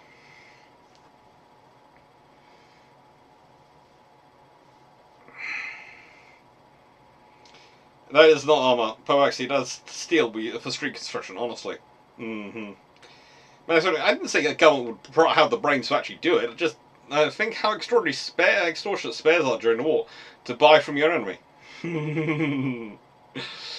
Yeah, I could just imagine how Britain going, shall we actually give them spares or shall we not? And how much shall we charge them? Well, it's also, Babcock is one of them foreign companies. Just one. Fitted for cheating is like, oops, I'm a bit over, sorry cheating. It's still in the spirit of the treaty. Yeah, it's just not one you have to admit to. Although again, let's be honest. If you were an American naval officer in the 1930s looking at the counties, late 1920s, early 1930s, you'd be looking at them going, why are the British designing their ships to fly so high in the water? There's got to be at least someone who's going to think, you could add a lot of weight onto that ship and it would never get near its plimsoll line. It just wouldn't. Look at it. Look at how high it is. Okay. And, of course, it's got Drax's favourite thing, which is the dip. At 2/3 the way along the bow, along the hull. You can see bow wave followed by dip.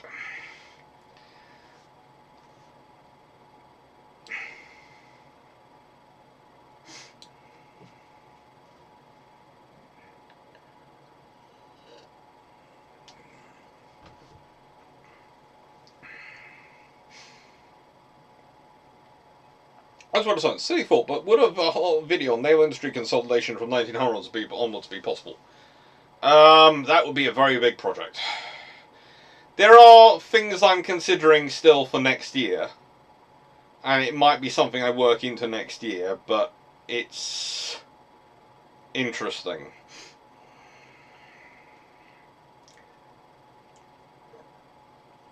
Right, so let's see. When a ship gets scrapped, is it wholly reusable, or are the battleships sitting in landfills like Anno 7 puzzles?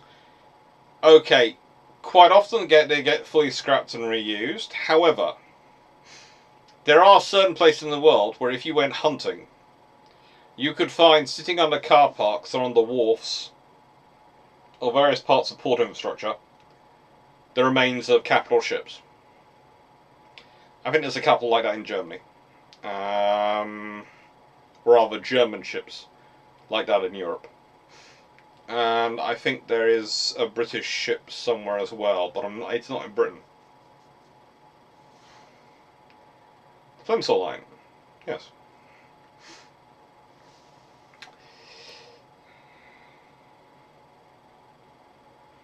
And what line? The Plimsoll line. I'm going to add a history of the Plimsoll line is going to be one of the videos for next year's Year of Technology and Design. The whole story of the Plimsoll line is going to be something which would be quite cool.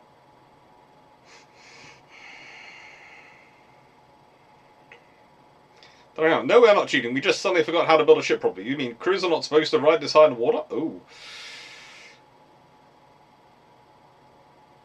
That's it. If the British had a sensible refit cycle for the counties. They had plans. History Manga. What the British would say is that's how all ships are. All our ships sit in the water. Certainly all the counties.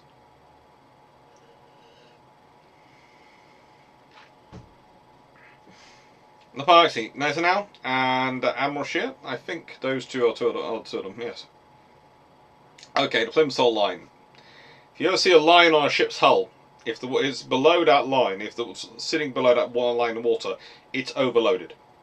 And that's one of the sort of the Victorian era safety measures put into ships to stop them being overloaded. It was a very visible thing that everyone could look at, not just the crew. So not just the captain would know the ship was overloaded, etc. Everyone would know visibly if a ship was overloaded. It was carrying too much cargo. And that was to try and stop ships sinking in storms, etc., and making round-the-world voyages.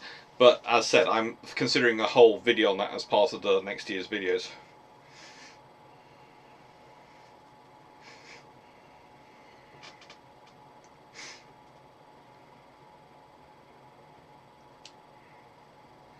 Actually, Rochelle, 2 of Hood's 5.5-inch guns are at Ascension Island.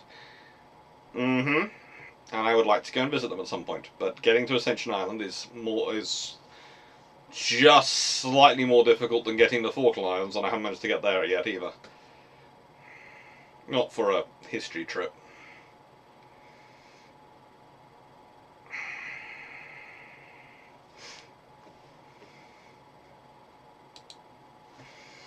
Right, so, the IJN's cruisers. Okay.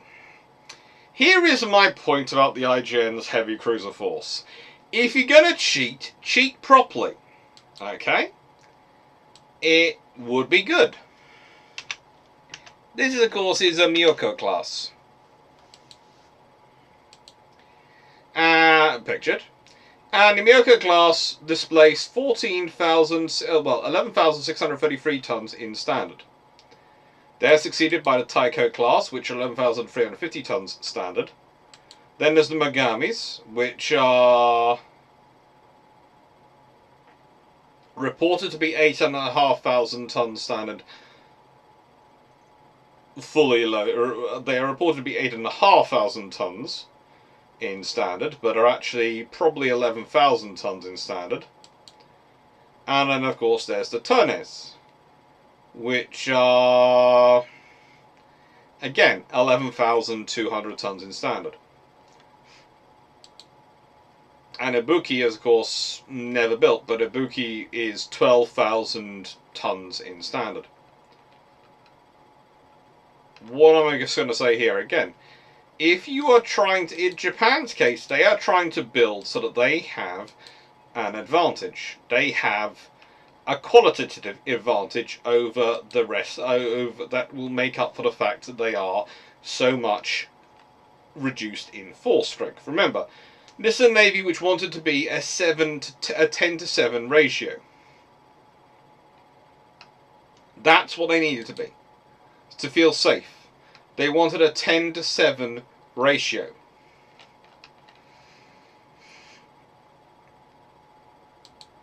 And they didn't get that. And they didn't get that because, honestly, the Americans were silly. It would have been a very if you built it, gone for slightly larger. The Americans were trying to build the cheapest, smallest force they possibly could get away with, and have their 6 ship superiority in numbers. So a 5-3 ratio would have gave them 15 ships to Japan's 9 ships, which was their 6 ship superiority in numbers, which they so desperately craved. Whereas if they'd gone for 10-7 and they'd gone for 20 capital ships, they could have had that same 6 ship superiority numbers, but they'd have had 20 to 14. And then the Japanese would have felt safe with their 7 to 10 ratio. So the Japanese were trying to make up for it by cheating from almost the get-go. They were trying to look for that advantage, that qualitative advantage, that will enable them to deal with the 10 to 7 ratio. And one of the part of their part here they're thinking about is, well, if they have their ships being slightly heavier, then even if they can't build more than 3 for every 5, they can make it closer to the 7 to 10 ratio if they up their tonnage a bit. So they can make them qualitatively equivalent to a 7 to 10 ratio. You can't really do that on this little sort of tonnage. You need to give it actually a superiority advantage. So, again, 11,500 tons sounds good in standard. It's the same as the Italians, but the Italians are designing ships for operating in the Mediterranean. That's a different world than the Pacific. I'd say for doing the equivalent level of cheating as the Italians manage in the Pacific, you would probably be looking at requiring 12 to 13,000 tons.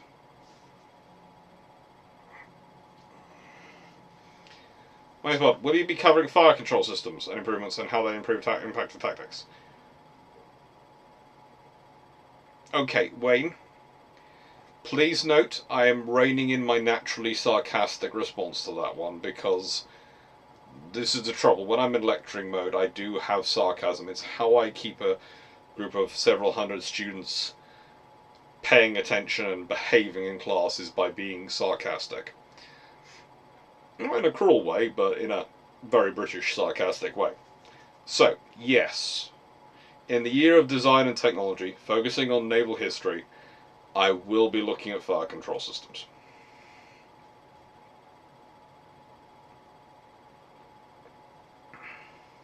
Don't worry, those will. That is something that we factored into. Don't worry.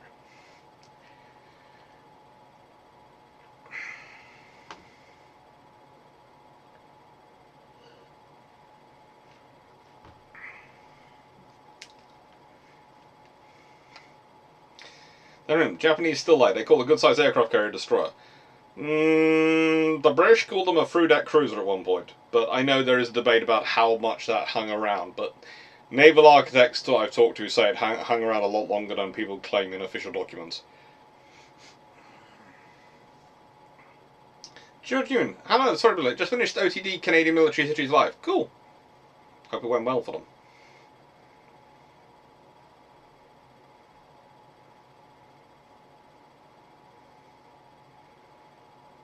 And there will be lots of various Victorian engineering practices Claims what? You know what it is, folks, with JD are like chicken. Children. Chicken. Yeah, there are lots of fun things. But as I said, it's one of the fun things when you have to explain to some people, because people go, oh, you shouldn't teach class like that, and I go, what level do you teach at? Oh, I usually have 15 in a class, because it's always someone who has a school which is 15 students in a class, or something really small like that, and you're sitting there going, yeah, if you talk to a state school teacher or a university lecturer, one who's dealing with teenagers of the more interesting ages of teenagers, small numbers, but still teenagers of an interesting age, and one who's dealing with people who have just been let out of home for their first time in their lives and are now living freedom and everything in university, and there's several hundred of them en masse, you will find that the methods of crowd control used are different in scale, but not in actual tonality. Sarcasm, ability to raise a voice to a very loud level, and the ability, in other words, to be able to make yourself heard with, and it's not shouting, raising your voice to a loud level, so projecting your voice, so that you can be heard without a microphone from anywhere in the room should you need to. All these things are skills which you need.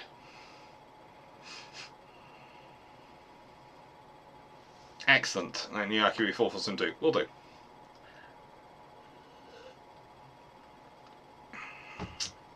Back. Why did some candies have torpedo bulges and some not? It depends on when and what refits they've gone through. And even the ones which do have something which looks like a bulge, it's not really a full proper bulge, because the British were worried about it affecting their speed.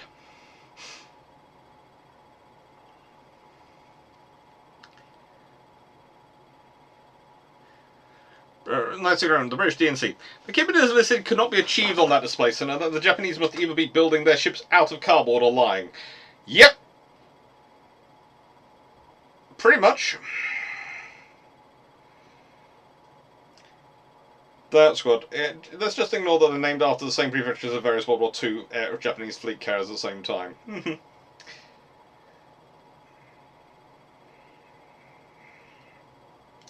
History Vanguard. All my teachers are sarcastic. It definitely helps. My mum uses it in her lectures. Yes, it's the standard methodology of class crowd control as a lecturer. Sarcasm. I had a student who walked in late the other day, and I went, "Oh! Glad to see you joined us. Was it a nice, long snooze?" Which probably can sound rude, but it was an afternoon lecture, and yeah. Students now been late for that lecture about 3 times, according to the previous lecturers who've been doing it. Did have a chat with them afterwards and went, "So why are you late every time?" And the student went, "Oh, well, I was chatting with my friends in the library and I forgot the time." And I went, "Do you have a watch?" "Yes." "Do you have a phone?" "Yes." "Both of these things can have alarms. Start using them." But you're missing the first 30 minutes of every lecture. In a nice way, that's going to add up.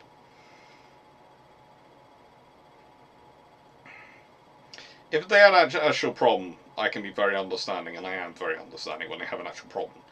If they're just sitting chatting with their mates,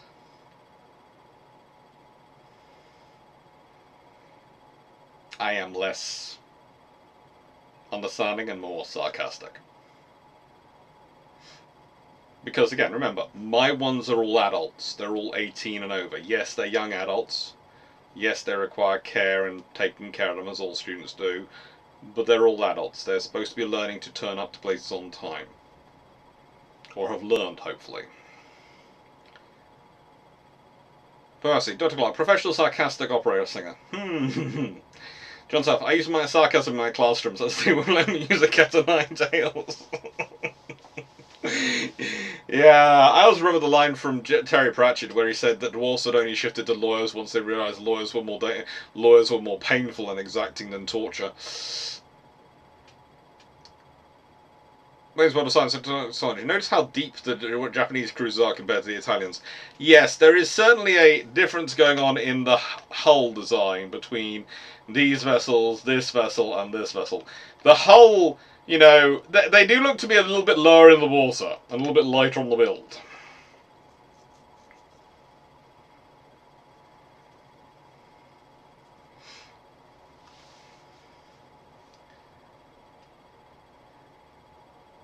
Mark Arnold, so here's the problem. Our delegates were trying to win the treaty. Treaties are compromises between nations, and a good compromise leaves everyone feeling they didn't get everything, but at least got something. That is the big problem. Frank's one, is British sarcasm born out of World War One? No, British sarcasm has been around a lot longer than World War One.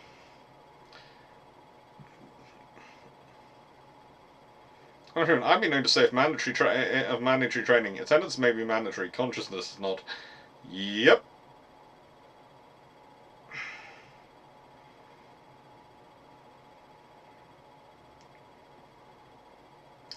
The government missing postponement every lecture. That's actually rather impressive. Yeah, they managed to do it for all 3 lectures on the same day every Monday and every Wednesday, which when they have their lectures. So it's a case of, that's skill. You've missed every single lecture from the start of term. It's September, the first 30 minutes of every single lecture.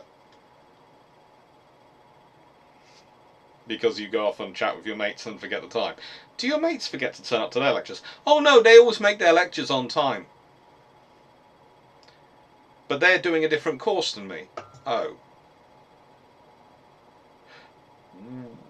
So they miss their lecture. They'll leave you to go to their lectures on time, but you don't leave them to go to your lecture on time? Well, I don't want to be rude. Oh, you poor sweet summer child. And please note, this is actually a conversation I've had with a lot of students over the last few weeks. It comes up every year. You have a lot of first years like this, so I am not revealing anyone's personal information because you could throw a dart and you probably hit a student who was having those similar issues at any university. Just don't throw I'm talking about a small dart. I'm talking like one of those ones you use in pubs, and don't throw it at eye level because I don't want anyone getting hurt or losing their eyesight. But if you just threw one in general, and please actually don't do this because it could hurt them, but it's just the phrase, you could chuck something and you would hit a student who was experiencing similar issues, because it's always timing. It's always timing.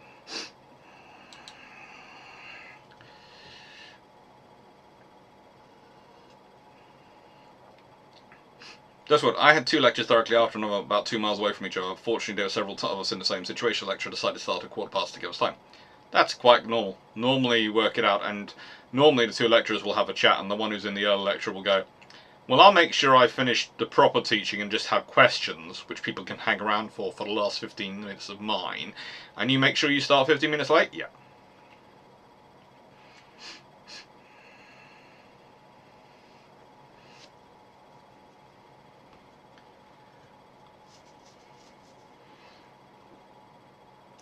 Jordan Newman, I've had instructors close and lock doors at the start of lecture. At the uni I'm doing actual in-person lectures at the moment rather than online stuff, we are not allowed to do that before January. And then from January onwards we can, and we do. But before January we don't. Scott, did you mean to read my poster, Dan, or the question about whether the Japanese economy could support parity to the US and UK in treaties? I think I did read it, and I think I did mention that in a nice way, that Japanese couldn't, well, even parity, depending on how structured, they could possibly have afforded to actually try to do it under the treaty system, but it would have bankrupted them. So they couldn't really afford or do parity, but there again, they don't really have the infrastructure to do parity. They'd have to build up an infrastructure first. And I'm not sure if one of the student's friends is cute and of interest to the student, I don't ask that much. In the nicest way, it's gonna sound strange, but it's kind of like I don't get involved with some of the... Let's put it this way. As far as I'm concerned, my students' personal lives are their personal lives, and I don't give a flying hoot about them. As long as it is not affecting their work, and it's not making them cry or sob in my class, that's a bit of... Or a case of one memorable experience. I had an ex-boyfriend who was obviously not very nice to his ex-girlfriend, who was one of my students, come storming into one of my lectures. That was an interesting experience. For him, he tripped up a couple of times and ended up leaving, escorted out by 4 rather large rugby players, and decided to wait outside for security to come pick him up and get him out the campus. But yeah, you know, these things happen. He just kept tripping up. It was a very interesting lecture theatre. It did have a lot of steps in it, and he just kept tripping up.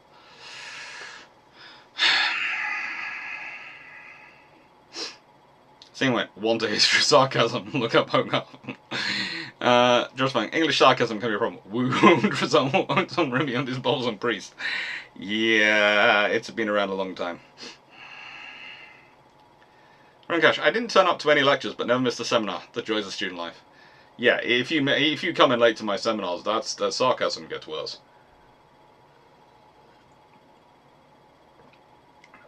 Money secret, I don't want to be rude. What's the gender split on I hearing that reason? Overwhelmingly male. Girls are usually, as a rule, especially first years, are too conscientious, as a rule, to miss it. This is entirely based on my own experience and observation, but overwhelmingly the ones who don't want to upset their new friends by being rude are the boys, and the ones who don't want to miss are the girls. And then by the end of 3 years, it's sort of evened out.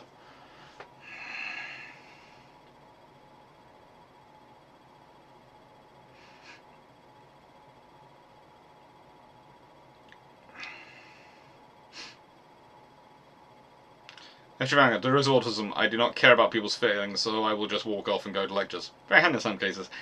Yeah, in my case, it was always a case of, I'm going to be on time because I want a comfortable seat, and because I've got a laptop, I need to be in one of the spots which has a power supply. Because I was going through university in days when laptop batteries were fun! I mean, my first 2 years of university, my laptop I had during my bachelor's, I mean, it would go about 2 hours, and most of my lectures were 3 hours long. So if I wanted to be able to get any stuff done, I needed to make sure I was near that power socket.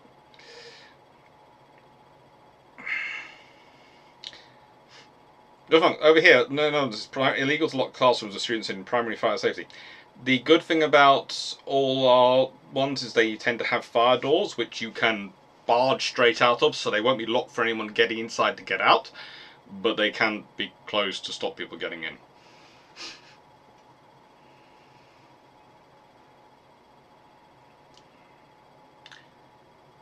What is after IJ and cruises? We'll get to them.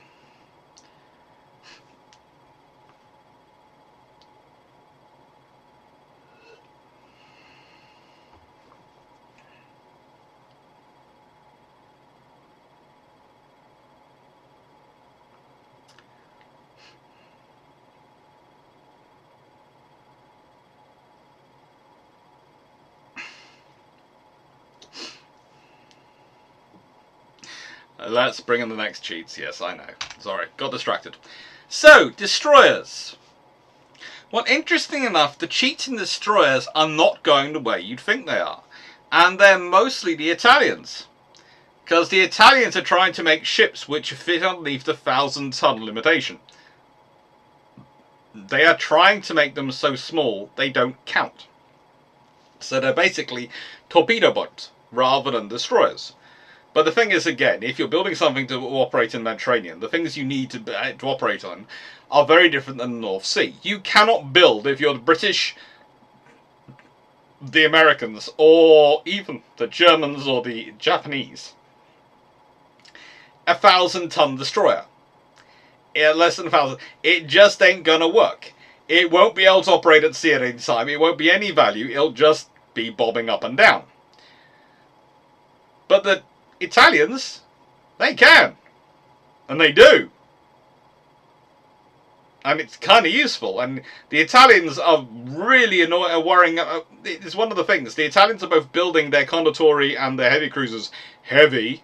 They're very densely engined, very fast. Everything's not really worrying about the treaties that way. And then they're ducking under the treaties on the other way. Take care, Wing.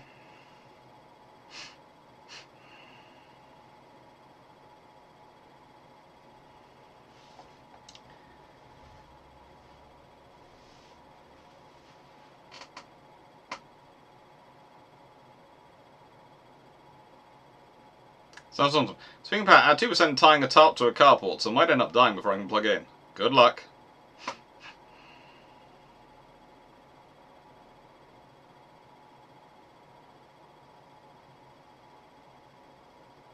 That's good. Listen to an interview with a British test pilot who was invited to fly the F-1 film. They happened across a Royal Air Force officer who was informed of all the UK personnel in the country. Mm-hmm.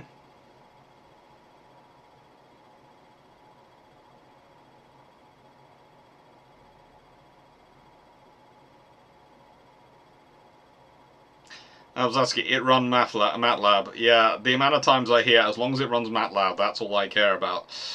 And variations on that today. It's a good world. MATLAB is fun. Go wait, 1,000 tons, we're talking standard. Yes, 1,000 tons in standard, not full loaded.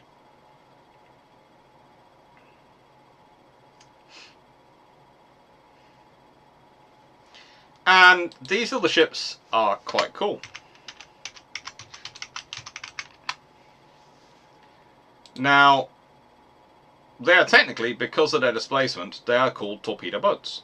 They're the Spica class. And the Italians built 32. They lost 23. But they're 808 tons in standard. They carry 3 100mm guns. They carried between 9, 11, 20mm guns. They carried some machine guns. And 4 torpedo tubes, single mounts, and up to 20 mines.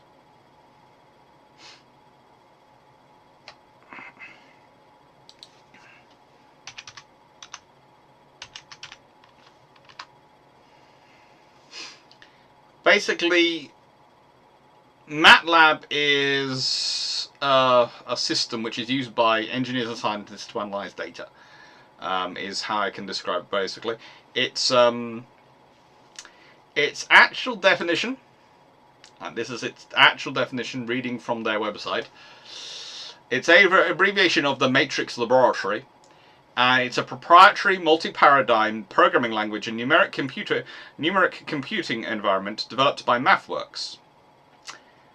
It's been around since the 1970s, and well, my sister would claim that it's designed to try and drive most engineering lecturers insane the way it's formatted, but it's very useful for actual engineers when they're working with it.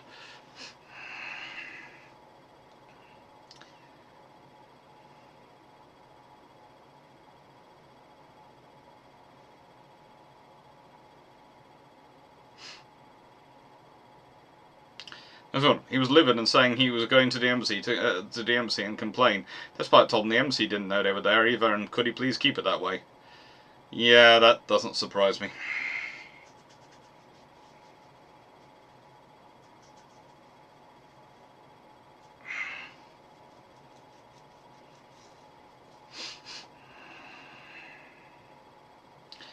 What's it like teaching engineering students history of engineering? I imagine it's like herding cats. It's fun. It starts off with, why are we here? And by the end of usually lecture 2, they're all sitting there going, ooh, this is going to be fun. And by the end of lecture 3, they're going, yeah. And then when they get to their dissertation year and they're looking at the skills required for writing the dissertation, they also just scratch their head going, Doc? Yeah? Didn't you teach us how to do a literature review and how to do referencing and research back in the first year? Yeah. We haven't done it since then. Nope. Thanks, Doc. Go off and do it. I'll be doing a catch-up session later in the year. Right then, go on. Let's first work out what your research question is going to be. When was the last time any of you had to come up with an independent research question? Don't tell me. My essay back in the first year. Yes? Alright then, let's start off with the principles. How to work out what you want to research. Start off with a topic you like. Because if you don't like it, there's no way you'll motivate yourself to finish it. Submarines. Ooh, what's cheating is going on in submarines. And by the way, the cheating in destroyers is completely legal, okay? This is the thing, it's completely legal. It's grey area. This is why I changed, if you notice, this is this style. It's a very formal science slide. I wanted to make the point that the cheating in these is completely legal. It's grey area stuff. Not quite as bad as water is armour, but it's basically going,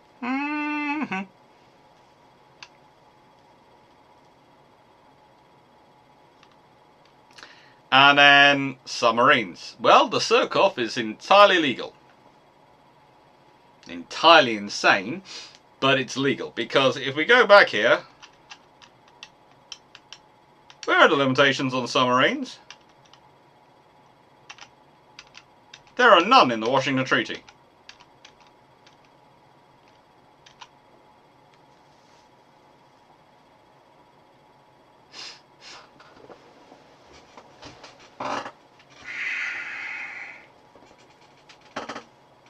And so you can build these things.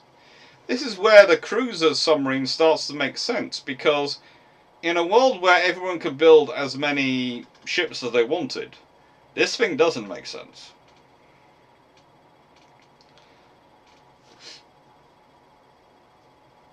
If your cruisers are limited to 10,000 tons, well, suddenly they're not going to be as strong as they need to be. If you're talking cruisers wandering around which are 15,000 tons and armed with 12 8-inch guns, or 12 9.2-inch guns, which you could probably do on 15,000 tons, that's suddenly a problem for something like this. That's enough firepower that it's going to make them go away. But they've got 8-inch guns on most of these ships. 8, 9, 8-inch guns, maybe 10. Maximum on the cruisers? Well, hang on. They can do parity. Because this thing's going to pop up and start firing. That's the theory anyway. We all know the reality is it's not going to pop up and start firing. It's going to pop up and go, ah! We now need to get everything working. And we are far too low to the water. So, whilst that theoretically hides us, because we are so low in our water profile, the fact is, especially if it's something which is as high as this thing is out of the water, or this superstructure is out of the water, or these superstructures out of the water, they're going to spot us from a lot further away, probably, and be able to locate us and sink us. So it's a nice in theory plan, but it's not really a great in theory a great in practice plan.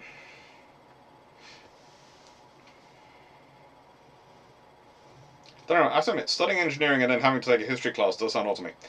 Basically, imagine it as this. We're teaching them the context of the engineering that they did, that they're doing. So all the context around the equations which have been developed, where they've come from. I teach them things like oh,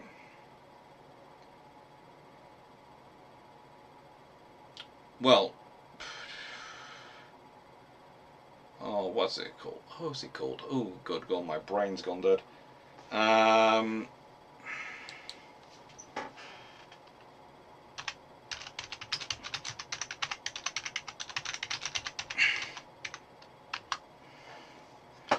Vitruvius and etc. and his book, the 10 books of architecture and those things, so that they know where all the things have come from, where all the ideas, where all the systems and the context about them, the disasters and those sort of things that have led to the modern systems in place. So that's the useful thing. And then they go off and they study, pick up 2 or 3 engineers, any engineers they want, and study their careers and take from and they have to write about what they can take from those careers to inspire their own, what lessons they can draw from those engineers to inspire their own. And basically the entire thing is to teach them how to do research, long form research, and the academic skills for essay writing in university system, how to teach them referencing by getting them to do a large essay which is involved referencing, give them a lot of writing practice, because most of the engineering students who come to university have taken a very STEM heavy route, and so haven't done much, or if any, essays since GCSE, and so we need to get their writing up to university standard, and then their communication and presentation skills. So it's a course which is mostly focused on teaching them the skills they need to get for university, but instead of calling it a skills module, which honestly always turns into a module which the students want to sleep through, because it's just skills and they don't need to be taught it because they'll know it. It's turned into a history of engineering module.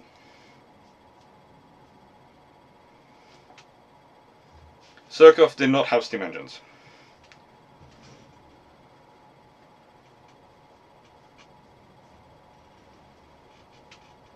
Discord, to everyone else, he was on a 6-week holiday in Washington, Las Vegas. Mm-hmm.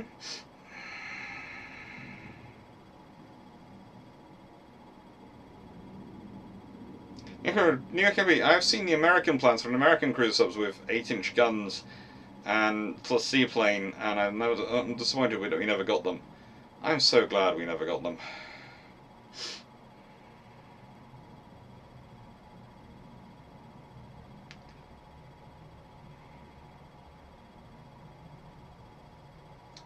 My submarine is light riding low water. I think you've built over submarine over displacement. Oh wait. Yeah, it's still got water in the tanks, or it's got problems.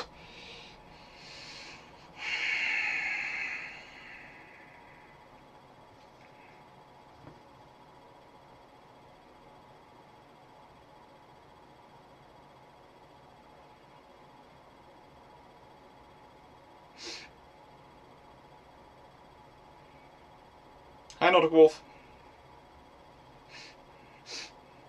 The K-Class were in no way a good idea let down by technology. They were a good idea completely mucked up by technology, and as a good idea they weren't even that good. Honestly, teaching engineers, including software people, in the humanities is a good thing, and it's not done enough. It's the way you go about teaching them. If you're just teaching them humanities, just going, you have to do a humanities course on political science or this, that, the other, I'm not sure I agree with that, but teaching them history of engineering teaches them a lot of skills. Because it's amazingly, you teach them things like, look at all these past engineers, look at their careers, look at what they've done, learn from them, learn from their mistakes, learn from what they did well. You know, you have a discussion with your engineering students, and this is the same thing I have a discussion with officers in the armed forces and all sorts of people, is go, Ren, you have to learn enough about politics and interpersonal relations to be able to play the game. Because humanity is all about interpersonal relations, and unless you want to end up in a scenario where you're in a company which is an engineering company but is entirely run by people like me who have history degrees and humanities degrees, you need to learn how to communicate with people who aren't engineers. Because all the bankers you have to go to for funding for projects are not going to be engineers. The vast majority of your clients who are commissioning you for projects are not going to be engineers. The vast majority of your shareholders and the companies which own your shares in your company are not going to be engineers, and they're going to require people to communicate with them and explain what you're doing. And the thing about historians and people with my sort of skill set is we're very good at taking the information other people provide, which is of a technical specific nature, and turning it into something which can be readily communicated to a wide volume of audiences in the standard language, in a standard form. That's our skill set. And we will do that merrily. And that's the problem for... Oh yeah, that's the problem for engineering students. And the people going back, oh, we should teach humanities students engineering. Well, again, this is where the history of engineering course would come in, and because let's put it this way, there used to be, back when it was a few years ago, not so much at the moment, but maybe it might get back there again. Used to be quite a lot of the universities' history students and some of their political science students would come along and join in, would come and listen in because they enjoyed that form of history, and it gave them an understanding of engineering.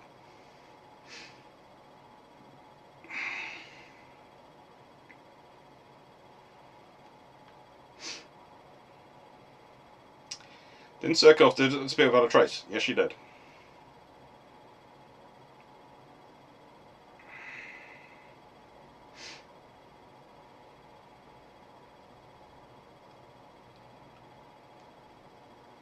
I've done a video, I think, on the K-Class. I seem to remember I've done a video on the K-Class, and I'm going to leave my comments on the K-Class to that video. Actually, I just look at some engineers who go, I can fix the world and don't understand the fine nuances of society, but are arrogant enough to think they can.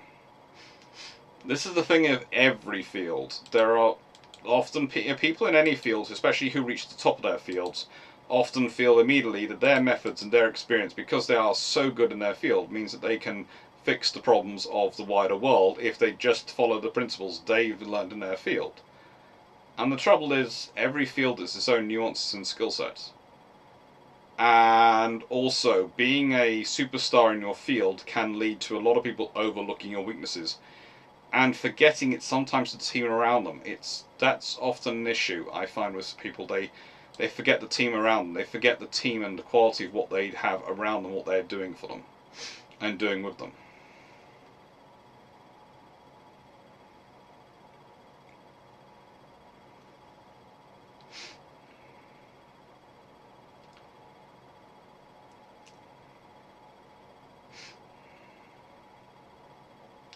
So what about modern K-Class with also 76mm instead of missile bay? Have its trapdoor a la B-52 turrets, not to compromise on hydrodynamics on the hull?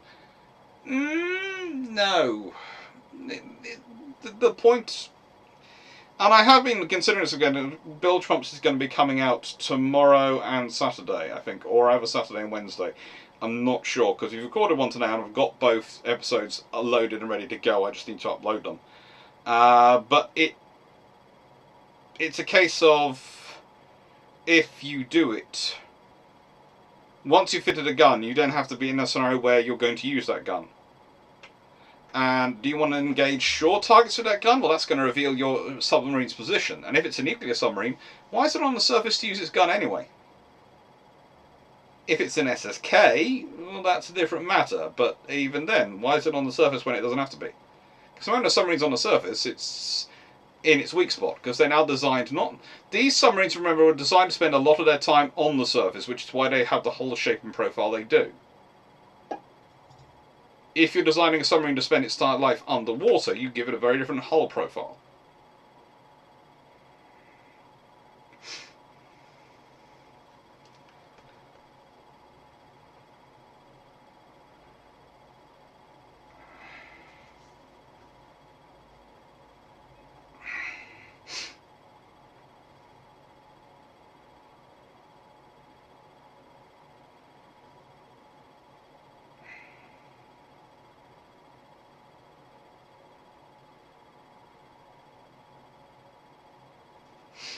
Jack Ryan, history degree plus software engineering development career. I program with I need to see what happened mindset, so I log actions very well with tracing. Can also find what happened quite well. Did Surkoff ever do anything useful in World War II?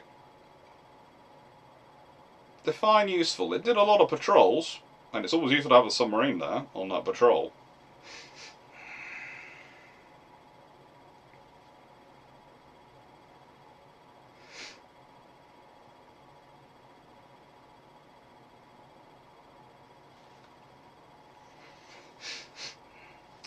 Yes, you did. K-Class video at my request. Cool.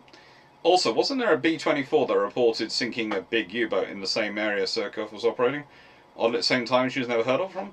There are all sorts of reports which are sort of gone from. It might have been a B-24, it might have been a destroyer, it might have just been an accident. And honestly, there's issues. Actually, with the auto-logging I've done, my group has figured out when we were undergoing a security penetration test, we figured out what they were doing. Now that's cool. Donagama, you won't get a degree in Norway without taking Examen Philosophium. It's essentially a philosophy for ethics and morality course. Now that I do definitely agree with. Where I did St Mary's, you had to do logic and critical skills, critical thinking. It was called. I think was it called logic, ethic, and critical thinking? I think it was. It was taught in the philosophy department, and pretty much everyone had to do it, and it was useful.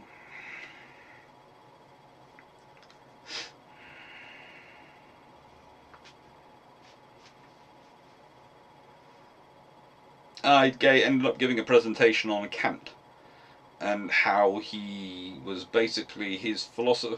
What he was giving out philosophy was a sort of, I described it in terms of a ship. He was giving you the framing and the keel of a ship, and then you were supposed to build your own ship upon it, your own philosophy upon it. And this is why he is such an interesting philosopher from the perspective of what he says, but also an interesting philosopher from what other people then take his philosophy to build with, because people go and build things on it, which are, when you look at it, very different to what Kant probably would have wanted them to build upon it. But that's not the thing he's supplying.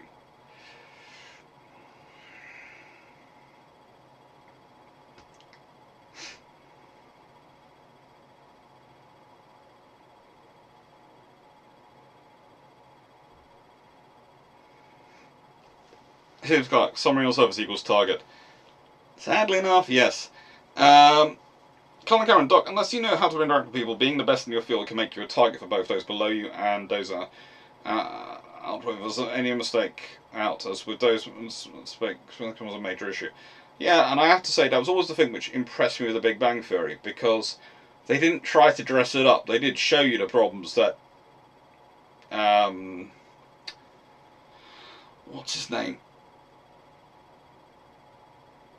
Sheldon would get into. The fact that Sheldon was on first name terms pretty much with the HR lady because he caused so much issues. Yes, there are many academics who I would say are very good in their fields and actually do not have issues in terms of the normal issues which you can land you in front of HR, but manage through their own inability really to communicate with people who aren't in their field to create their own set of issues which land them in front of HR on a regular basis.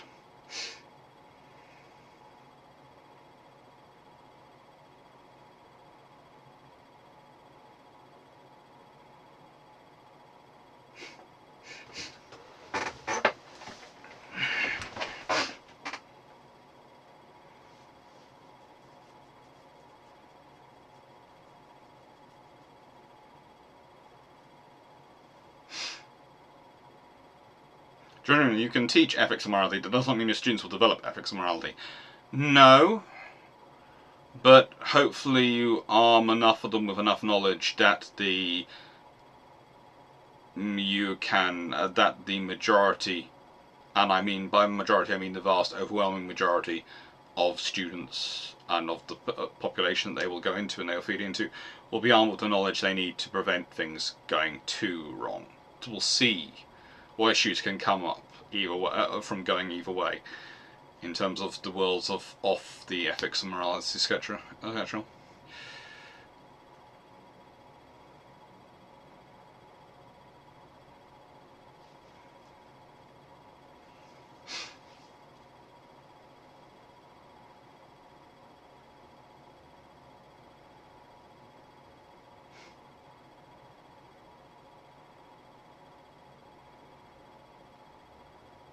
Like Lord Edger, ethics for engineers is a required course for engineering students at my university. Magister Doja, hello. At our uni, we have something called Core, which is a number of courses around faculties, and we have compulsory 20 or 30 credits. It's amazing. Sounds good to me. And look, no several brilliant people who don't have the common sense to come in from the rain. You're talking to the only historian in an engineering and science department. I love them dearly. But I'm regularly sort of going, we are both academics. We're supposed to be equally wackadoodle in our own ways. Yeah, I think somehow I managed to get the common sense fairy managed to actually drop a small package off with me or not somehow. Missed you. So capital ships. Well, the trouble is in the 1920s under the Washington Treaty, there's only 2 built. There's only really 2 built, and that's these, which the British built specifically 33,500 tons. They are massively underweight. They're 1,500 tons below the treaty limit, but they do have water as armour, and that's going to be next video's major discussion point. But I did want to end with that. I did want to end sort of the capital ships and have them mentioned because they deserve to be mentioned because they are so pretty. I'm never the biggest fan of them because whilst I support an all-forward armament, I do not support that particular arrangement of A, raised super firing, B, C. I feel that C should be super firing, but, you know, they have their reasons. I'll answer some questions and we'll move on to the summary. I'm Norwegian. Not being on first name basis with people is just weird. We're this close to walking up to the king and go, "Sup, Harold?" Yeah. Norway's fun like that. That is fun stuff, Masha Dojo. The next one, is there any naval history that bores you? No. I get interested in all of it. That's my both greatest strength and biggest weakness. It's my greatest strength because it means I'm always motivated to learn the stuff and go and research it, enjoy it. It's my greatest weakness because I'm easily diverted off what I'm supposed to be doing down other rabbit holes because they just look cool.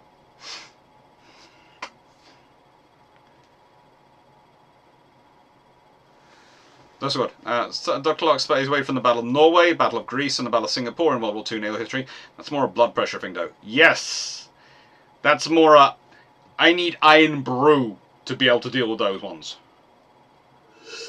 And the Mallow Creek. Because they're stupid. Because they make some very, very simple errors. Very, very simple errors that they could quite easily have not made.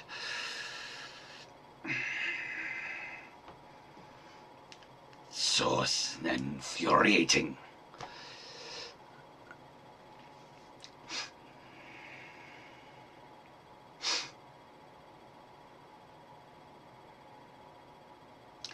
I'm not honest. The correct term is good sense. Common sense isn't common, it seems. I agree on that one. It's just, it's like at the moment, the amount of interesting discussions I'm having about the various trips I'm doing this month and sorting things out. And it's a case of things which I thought would be very basic for the people I'm coordinating those trips with are a case of, oh, we didn't think about that. Why not?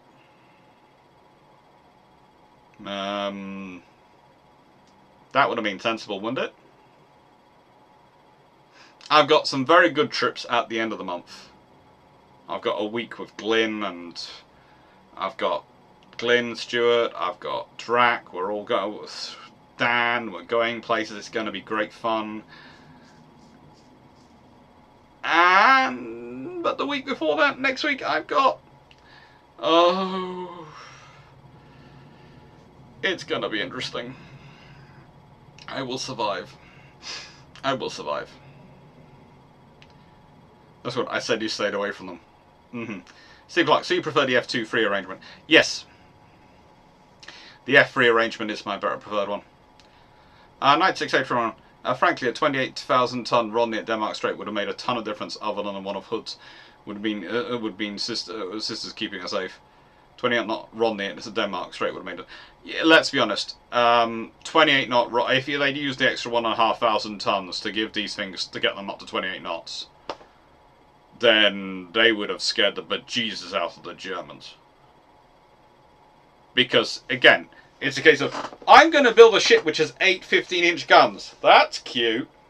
How fast is it going to go? Because again, think about it earlier in the war. These things with their supposed top speed of 23 knots, Gneisenau has to go full out to get away from Rodney, which is the one over here. I think, if I remember correctly. I'm going to seem to remember in this picture it's Nelson and Rodney. Now, if she was capable of doing 28 knots rather than 23 knots, there is no way Gneisenau manages to get away. Gneisenau would get caught earlier in the war, and that wonderful operation where they go out and they go round and they get back safely and they've had would not be a wonderful operation because one of them would have been sunk.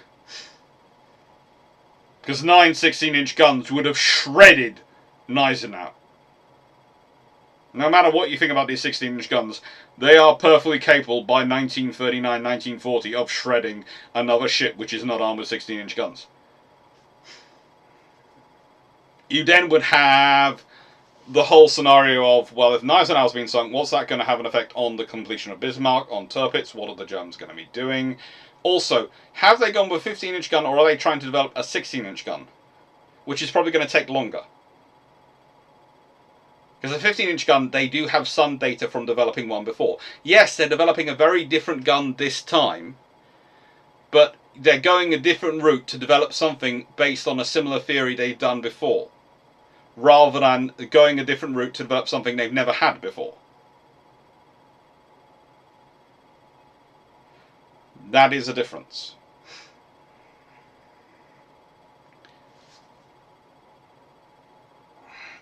And if the Germans have been developing a 16-inch gun, the odds of King George V's coming through a 14-inch gun, when the British did have intelligence about what the Germans were developing, etc., is very, very low.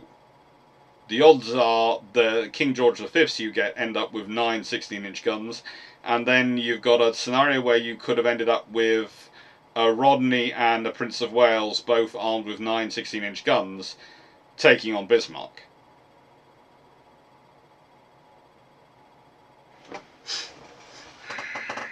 And that's not a good world for them. And if the Germans didn't think they could easily get away from this vessel, because it wasn't, because the Germans factor in against the not worrying about these was their speed advantage to get away from them. If they're capable of doing 28 knots, yes, the Germans can make their ships faster, but they're now starting at a disadvantage. They have to make them faster, and they have to be fast enough that they can get away from something which has 16-inch guns. So that's going to have an impact on their development. That's why the Germans don't have time to develop 16-inch guns. It gets interesting.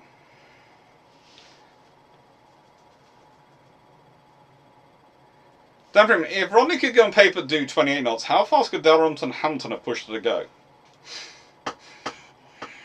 Well, he seems to have maxed out somewhere approaching 26 knots, when she could theoretically do 23. So he's taken her up by 1/7. So possibly, it's very difficult to see how he manages to get her as high as 32 knots, but probably 30 knots Dalrymple Hamilton could have achieved. How go, Lander?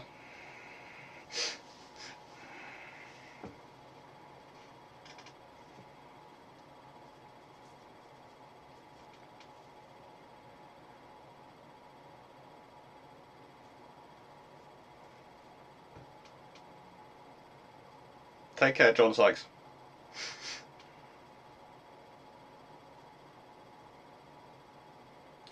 Johnson, a 28 knot Narod would mean the UK have more than 3 fast ships in the 30s, so the battle cruisers all get refits. It would certainly have affected the operating speeds, because with Tiger around, etc., in the late 20s, early 30s, you would have had 6 ships on the list which could do fast, high-speed operations.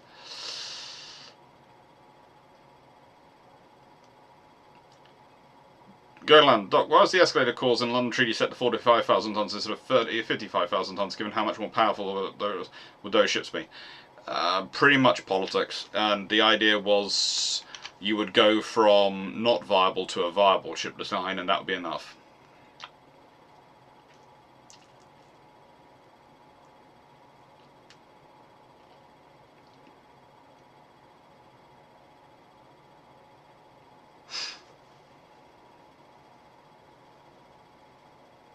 So, summary.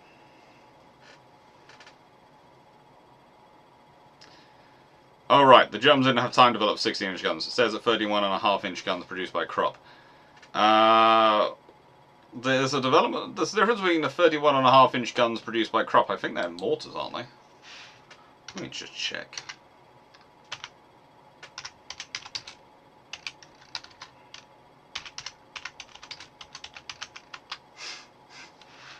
Yeah, the Schwer Gustav.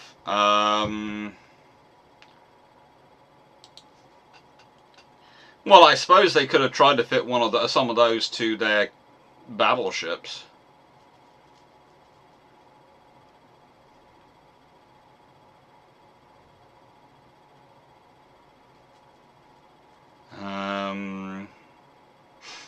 So the 80 centimeters, 40.7. Well, that would equal that. Well, 5 of those equals 4 meters. Oh, hang on, no. 5 of those equals how many? 10 of those equals 8 meters, and that's 50. So roughly, it's, well, let's say it's 59 caliber. So yeah, theoretically, I suppose if you could develop a, perhaps that would have been an interesting, would have been a response. Perhaps it would have been the Tirpitz and Bismarck design would have been designed to carry 6 of the Schwer Gustav guns. Although that would be interesting to watch them carry.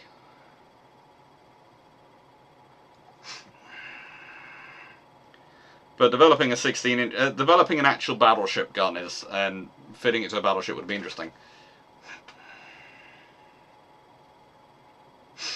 It would have been interesting to see if they could have fitted them too.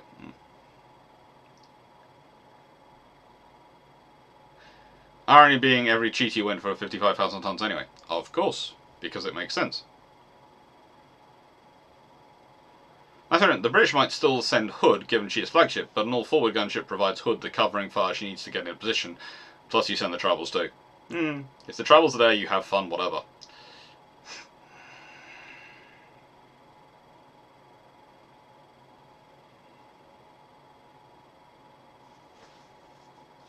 How's it? Carl Garat on a hot...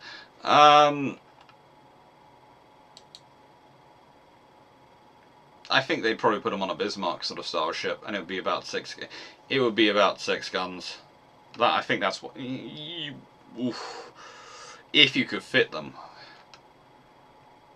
it would be interesting to see how they fit them. But it would be. It's going to be interesting.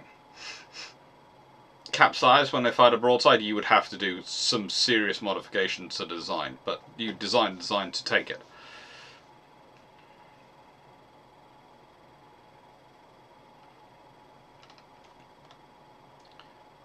Well, the caliber is 80 centimeters, and the barrel length. Oh no, the barrel length is 32.5 meters. I was reading the length of the whole specifications. The length is 32, so it's a 40.6. Yeah, it's still good. It's still fine. It would be interesting.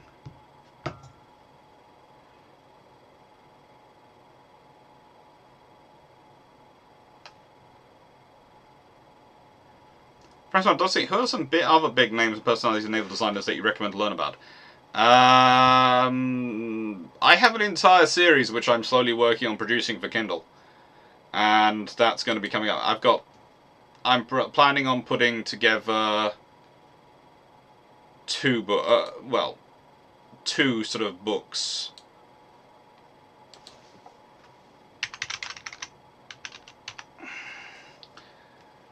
And we'll see.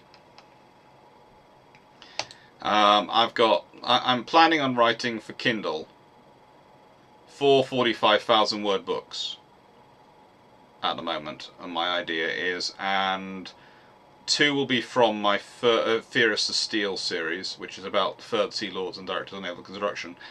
And 2 will be about, well, ships, a couple of classes ships, probably Flower class corvettes and U-class submarines at this point. But we'll see. I'm still working out who exactly I'm going to do. I think I'm tempted to start off with actually doing books 4 and book 7, because I think if I start off with William White and John Fisher, that will give me enough traction to fund the rest of them. Whereas if I start off with William Stewart and Nathaniel Barnaby, I don't think they're well known enough that they'll get enough attention to actually fold the funding into doing the rest of the series, but we'll see.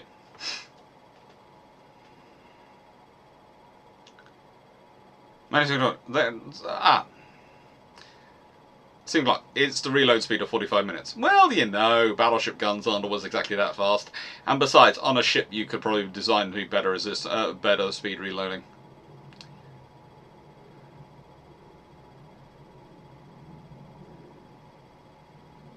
And it's not a centerline, non-transversal, or very limited transverse mount.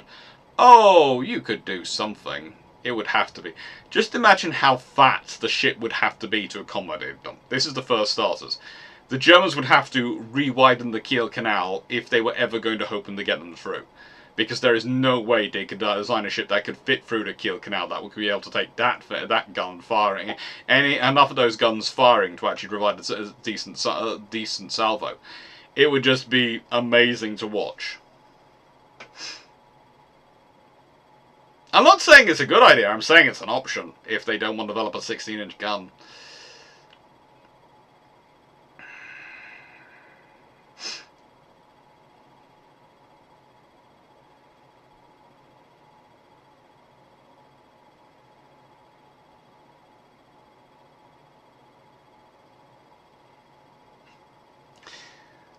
If Nice Island sunk in early 1941 and Charlotte was damaged by the RF, the Germans are basically in trouble as Bismarck will be the only active battleship. And then becomes the thing of, does Bismarck go out hunting or not? And if it does go out solo, then there's the fact that if once it gets sunk, then the Germans are down to even less.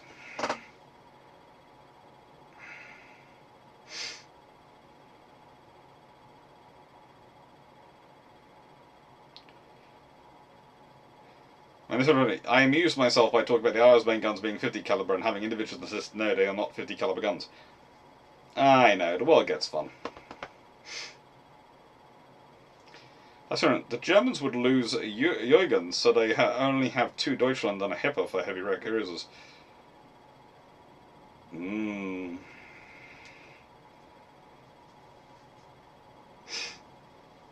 It'll be interesting.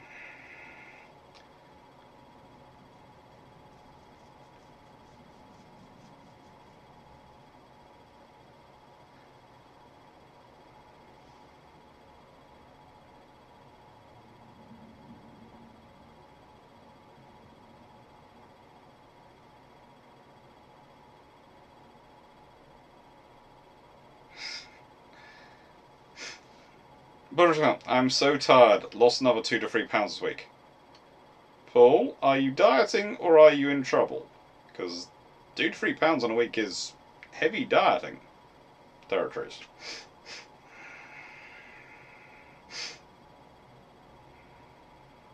Oh yes, the counterbalancing the pumps necessary to keep up the transversing guns.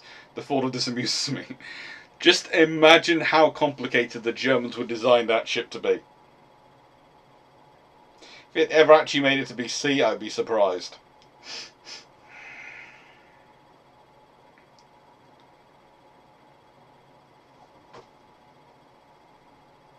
Do we know how many ships UK battleships saved from German raiders?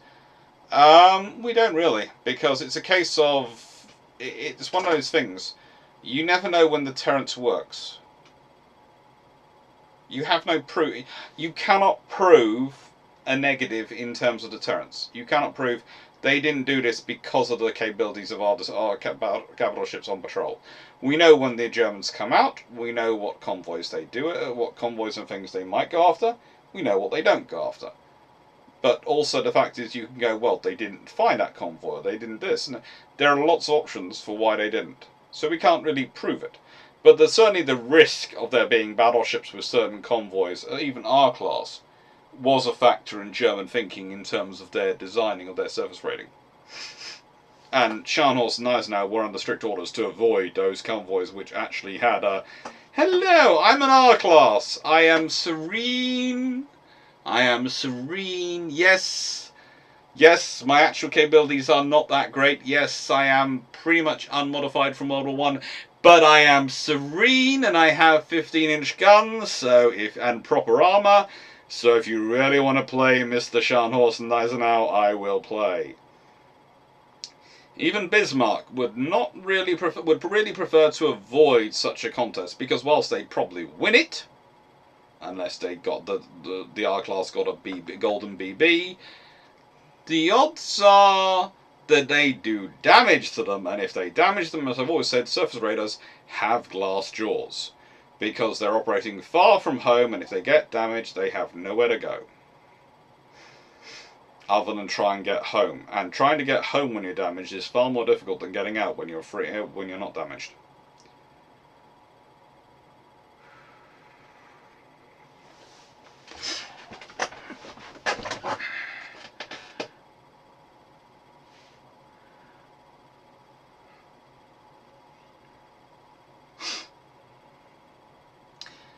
Chicago, sounds like you're doing good in the dieting then. Nope, bad maths. £29 in 7 to 8 weeks. You are doing good. But watch it. I always prefer to up my exercise quotient, and that's what I intend to do once I've got car sorted out and everything else. I usually find that works better than me. Dieting and me, I watch what I'm going in, I cut down on certain things. I cut out certain things because it helps me control, it helps me.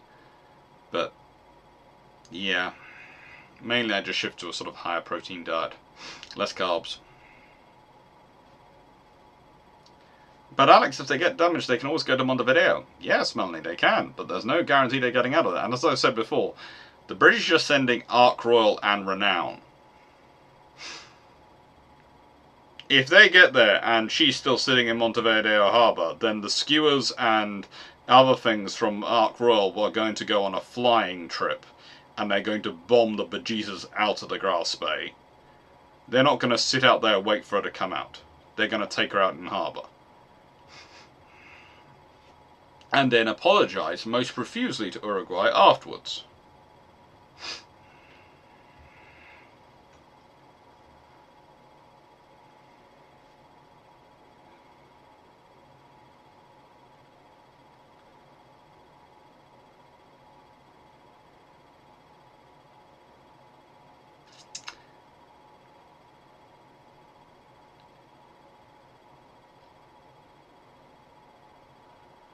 Vision, it'd be funny if Bismarck sunk Hood and then got sunk by an R-class battleship. That would really answer the question of which is better, battleship or battle cruiser. But, yeah, it would also cause so many issues in Britain. So many issues in Britain. That's good. Good going, Paul. But be careful not to lose it too quickly, or your body will do famine response when you stop dieting and decide the risk of famine requires fat reserves increase. It happens again. You do have to be careful.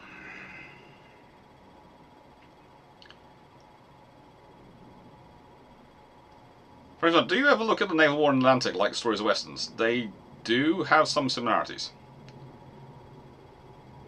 Finland, why didn't the RN go for a 50 cal 15-inch? They clearly knew how to do it, so it's interesting they kept to the 40 cal 2 cal. Well, that would have required them developing a new gun, and because they decided to go with a 14-inch for the King George V rather than the 15-inch option, they didn't develop the new 15-inch gun.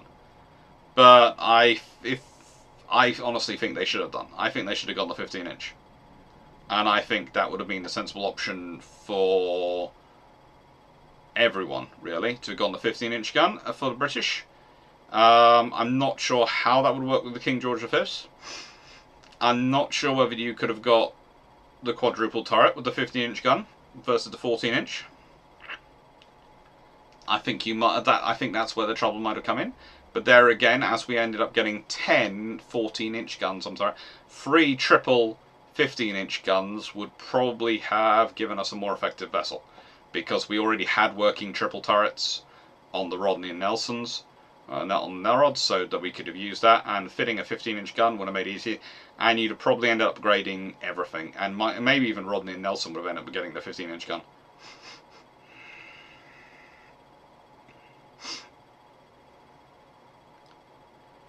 Because, you know,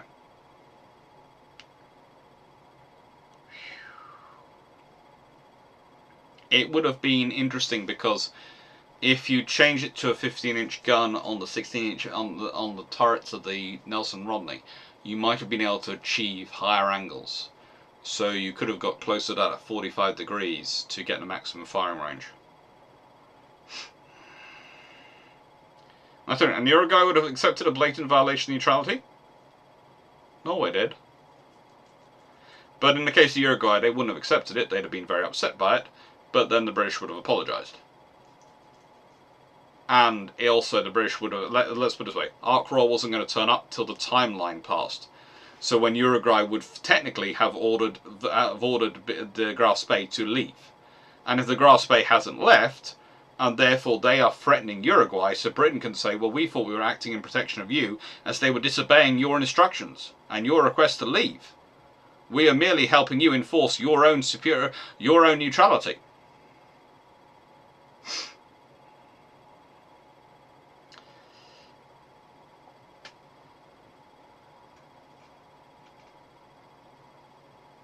Take care, Rond.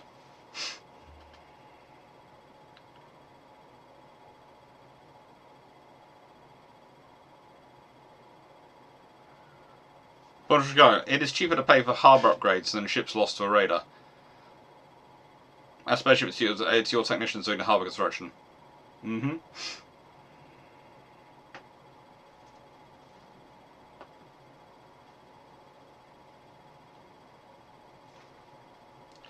look, why didn't the Graf Spee go to Argentina instead of Uruguay?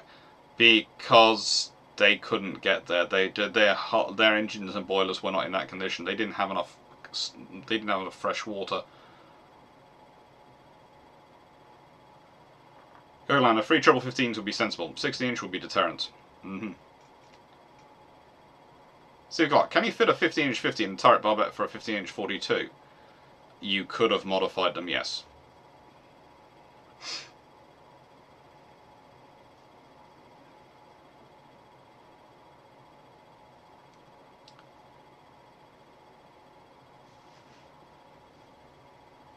Okay, in that train of thought, 28,000 tons, 6 15-inch gun, 50 battlecruiser with small tube boilers. How much air can you fit into it?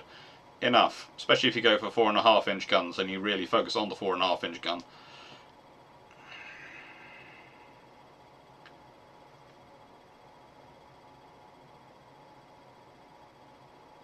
That's what. Could a triple gun turret King George V manage to get a 4 triple turret now by having narrow barbettes, reducing deck armor weight and using it for the extra turret? Probably not. Depends. You could possibly go for a 12 gun layout with 3 triples, 3 quadruples, if you go for an all forward. You could possibly, if you go for an all forward layout, the technologies they have at the time, you could possibly on 35,000 tons have achieved that. Can you recommend a good book on Candy class destroyers? I need photos for the latest construction. There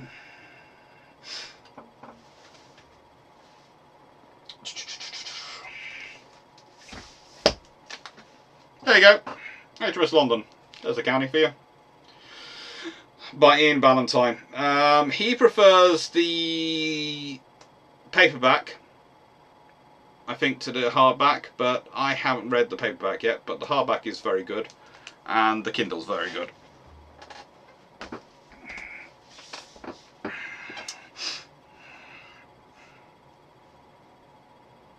When I think the boiler's speed was powered by diesels, still needed feed water.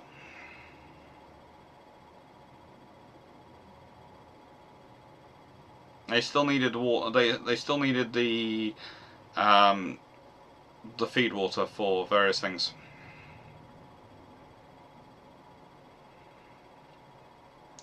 And they couldn't produce the water. The desalinization plant was completely mucked up by the fighting. So anyway, what would happen if Uruguay had seized the Grasp Bay? The British would have been very happy, the Germans would have been very annoyed, and Uruguay would have got a nice cruiser.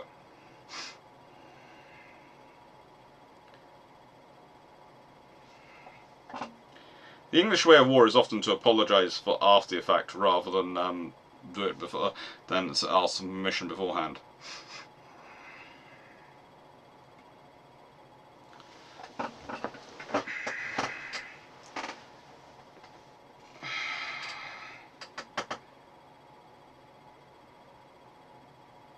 How long would Uruguay keep Grasp Bay in service? I'm not sure. As long as Uruguay, it's going to depend. As long as they can afford these things, they tend to keep them in service. They like to have good ships.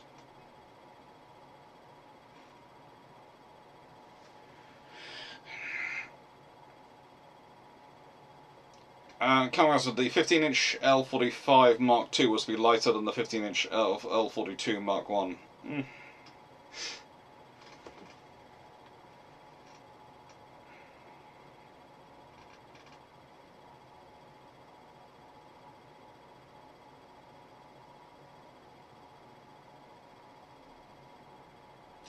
Doubles, Stafford. Doubles for your secondaries. Doubles for 4.5 secondaries. Triples becomes too cramped. Actually, it would have been politically more accommodating, but the thing is getting to them. No, Colin, I haven't tried the colorization yet on my photos of ships.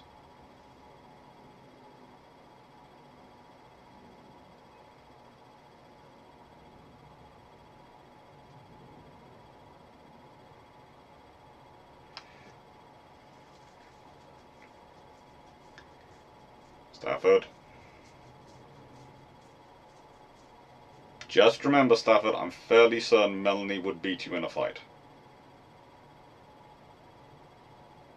Just saying, I'm fairly sure if anyone has an arsenal on this chat equivalent to or greater than Drax, it's Melanie. She never said that, but I have chatted. I've chatted with her enough that I'm fairly certain if anyone here has an arsenal greater than Drax, it's Melanie's. Yeah, feed water they needed for the radiators, they needed for the coolant systems on diesels. There's all sorts of things they need them for to do with running their systems, and they just didn't have it. It's one of the things which is causing a lot of trouble, their hull. Plus, they've got a lot more damage than they're actually admitting to, and this is one of the problems when they send when the Uruguayans come aboard, they try and both play down the damage and play up the damage, and the trouble is they won't allow them everywhere. So the Uruguayans go away with the view that, well, officially we have to report this is their damage because this is what we've actually seen, but we have strong suspicions it's more.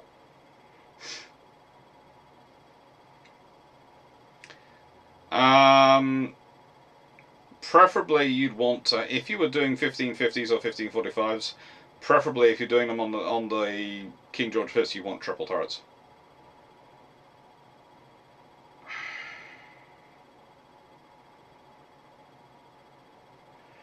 This one, it wouldn't make much of a difference if the 4 triple King George V was using the historic 14-inch guns.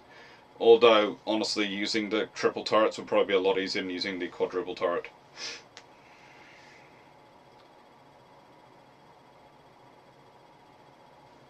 That's true, my God. What advice would give someone like me on how to pace myself doing research? Work yourself through. Be comfortable with yourself. When you're doing research, remember to sleep. It's helpful, and it helps your brain actually think through what you've been looking at.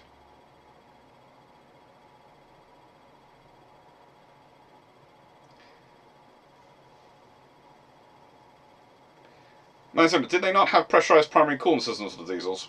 I think those had also their primary coolant systems and their secondary coolant systems had both been damaged by the shaking in the fight, and that's what they were relying on. That they needed the feed water, and then they ran out of feed water.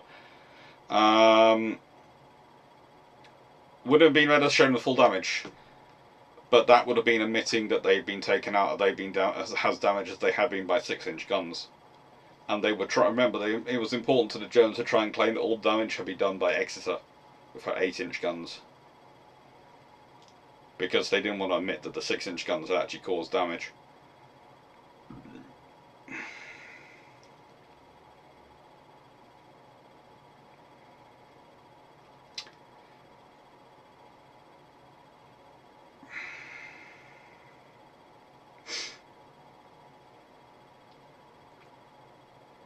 But his Scottish Vanguard, sleep. That's the best advice I can give to people doing research.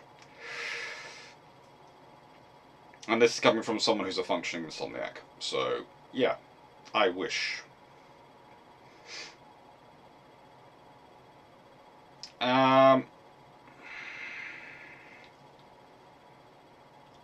If you're refitting the World War I fleet with 1545s, do you go historical route or start with the ship you need to rework badly? I'd probably start with the ships which I'm going to keep in service longer. Which sounds strange, but I'd start with the ships which I'm planning on keeping in service the longest, because I'd want them to have their guns upgraded first, because I'd want them in service with their better guns. It's less important to upgrade ships which I'm going to be getting rid of soon. So I'd probably go sort of similar route, but I might actually go quickly. And also, remember, I can do the gun upgrade fairly simply with 1545 or 45, changing a 42 to a 45. Manuscript, what's the importance of not emitting 6-inch shell damage? It's basically a case of self-image. It's image. They don't want to admit they were damaged by 6-inch gunfire. Remember, they have been taken up by, well, the British newspapers call them pocket battleships, and German national prestige. These were the big ships they built for many years before Scharnhorst and those now under Bismarck. These were their big status ships, and this thing's been taken out by light cruisers. That's not good for them. So anyway, what do you think about Tillman sextuple turrets? Well, as I said before, you have one gun in turret, that's one set amount of problems. 2 guns, you've doubled your problems. 3 guns, you've quadrupled your problems. 4 guns, you've octupled your problems. 8 times as many. 5 guns. Oh god, that's 16 times as many problems. 6 guns. That's 32 times as much problems, as many things as are likely. You know, that just... There is no good reason to do this. From a maintenance, logistics and operational perspective, there is no good reason to do this. And that's just the rule of thumb. Quite literally, because it ends up with 2 thumbs. So it should be the rule of thumbs.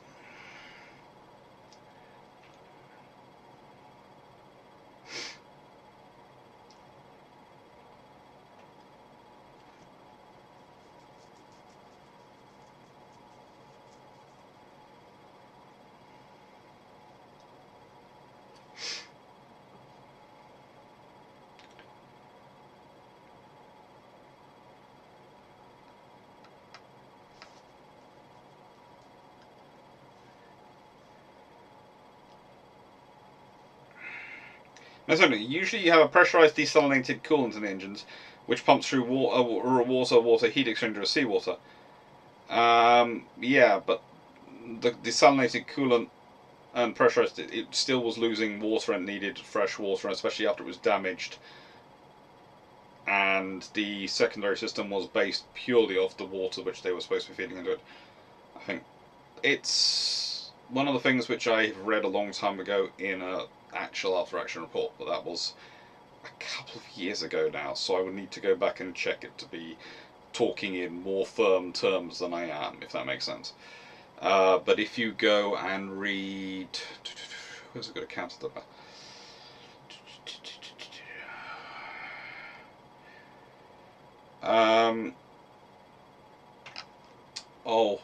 Peter Hawes' book on the Battle of the River, on hardwood. That's got some good details about it in it. Right then, what have we got coming up? Well, this is what's coming up. We have the Sveldov class next week. We also have, of course, the continuation of part 2 of the 19th Century Cruisers series. So I hope you're looking forward to them. Those will be, if I just get up my Excel spreadsheet, there'll be the Apollo class, Descartes class, Columbia class, Diadems, Asimas, and Cresses.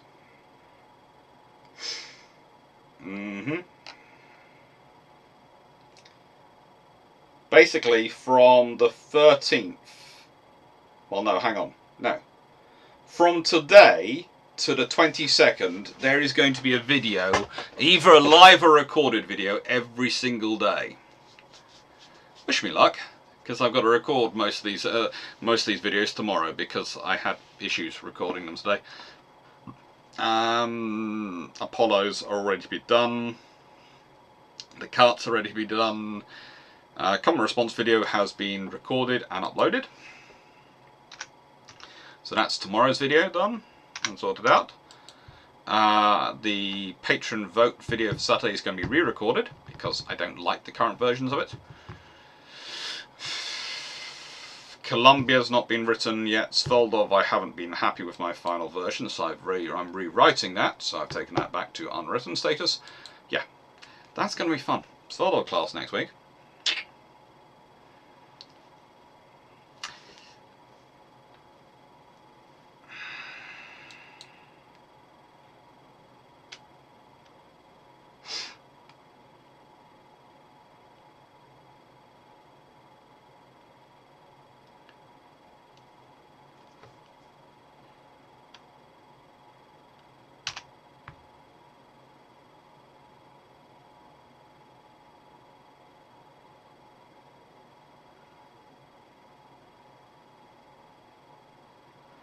And yes, as I said, we have RN use of water-based armour and why I annoyed King so much. So first time ever, the same person won both on Patreon. So Michael66, you've done even better than the CIA achieved. I'm not sure where the CIA is. Sometimes they're here, sometimes they're not. But usually they're the ones who have the track record for winning a lot of things. And they've never achieved a double.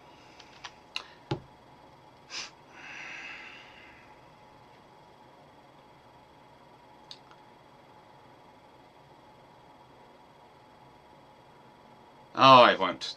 It'll be every single day and it'll be fun. I have to admit, please note, the Apollo class is going to be long.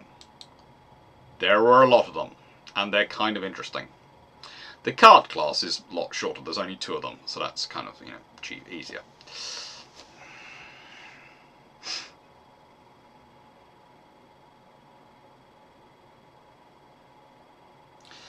Funnily enough, people on the River Plate topic, a photographer at my club showed us his photos from the reenactment of the battle where people were driving the models on the inside. Cool. Are you planning on overworking yourself? Well, no, this is Christmas. This is going to be overworking myself. Please note, this is going to be nearly frying my brains. From basically Thursday the 1st onwards, the idea is there is going to be a short produced coming out at 7 AM every day, and either a live or a long patrol, that's a recorded video, coming out at 7 o'clock every evening. So every day there should be, if I manage to get it all done in time, there'll be 2 videos going up. So wish me luck. My plan this week, while I'm away filming and doing other things, is to actually record all the 60-second videos. All the shorts are going to be recorded this week. I've got them written out and I've got them noted out and I'm going to print it out. I've got notes for every single one. It's only a 60-second video. It should be fine.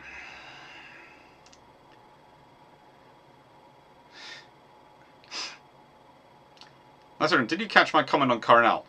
Probably, because I only recorded the comment response video today. So if the comments have been before today, then it's been included in my response.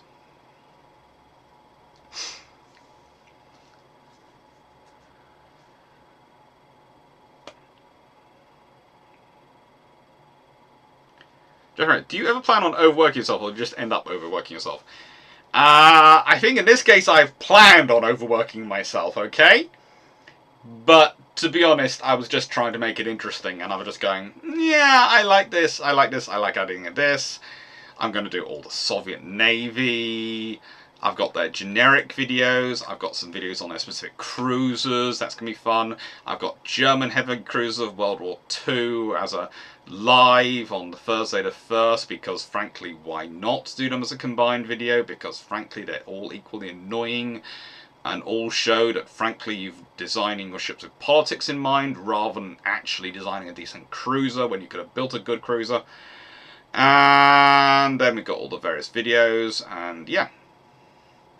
We've got Sackville, we've got Warrior, we've got Calypso class protected corvettes on the 13th of the 12th. Wichita, USS Wichita has her own video.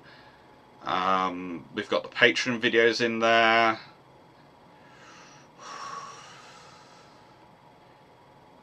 The live before Christmas, the last live before Christmas, is going to be the Soviet Navy 1918 to 1991.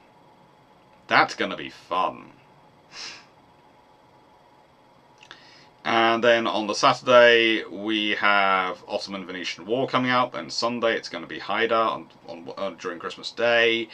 Then Albany class on the 26th. Ley class on the 27th. All these ones. It's going to be fun.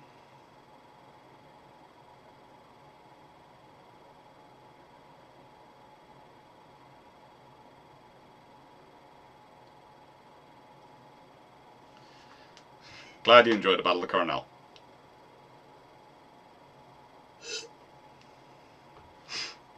The opposite is Achilles as well. Yeah, I'm fairly sure during the filming of of the Battle of the River Plate, Achilles was going, no, that was not what I did. No, I was here. I know exactly what I was doing. Mr. Director, no, that is not what I was doing. I didn't maneuver that way. I wasn't like that. Oh, no, I did it this way. No. I know, I was here. Just imagine the director every 5 minutes, Achilles going, making a noise. Nope. Achilles disagrees with our positioning. Apparently she remembers differently. Boom. Yeah, that's a noises coming from that cruiser. Yes, let's stop arguing with the cruiser. We're not going to win this one.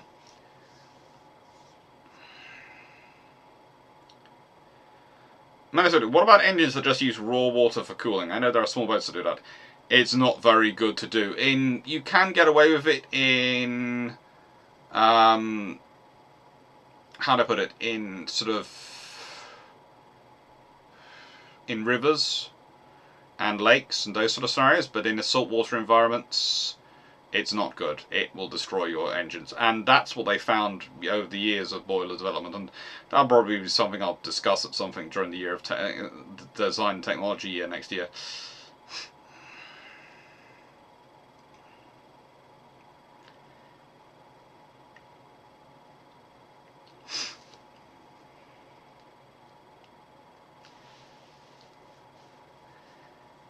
Is this like Colonel Frost during the filming of Bridge Too Far, criticising Anthony Hopkins for ducking?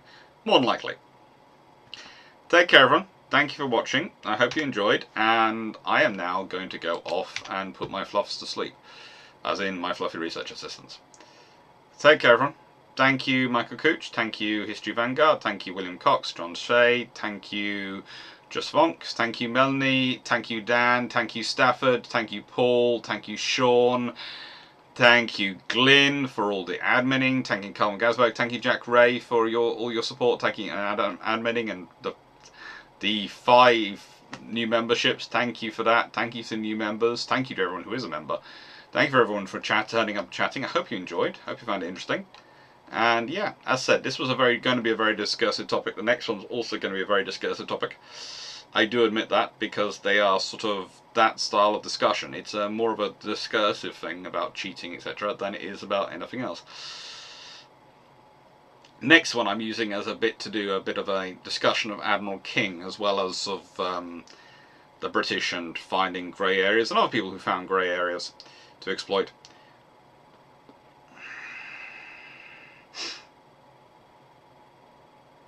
Take care, Donrick Ironhammer. Thank you, Knight681. Thank you, Bijan. Thank you, DG40. Thank you, Nautical Wolf. Thank you, Alzaski. And thank you, Paratsky. And Colin Cameron. And you, IQB4472. Thank you, Anook. Thank you, Just Fonk. Thank you, Mark Harkness. Thank you, everyone. Take care. Have fun. Thank you, Steve Clarke, as well. Hope you all enjoyed. Take care.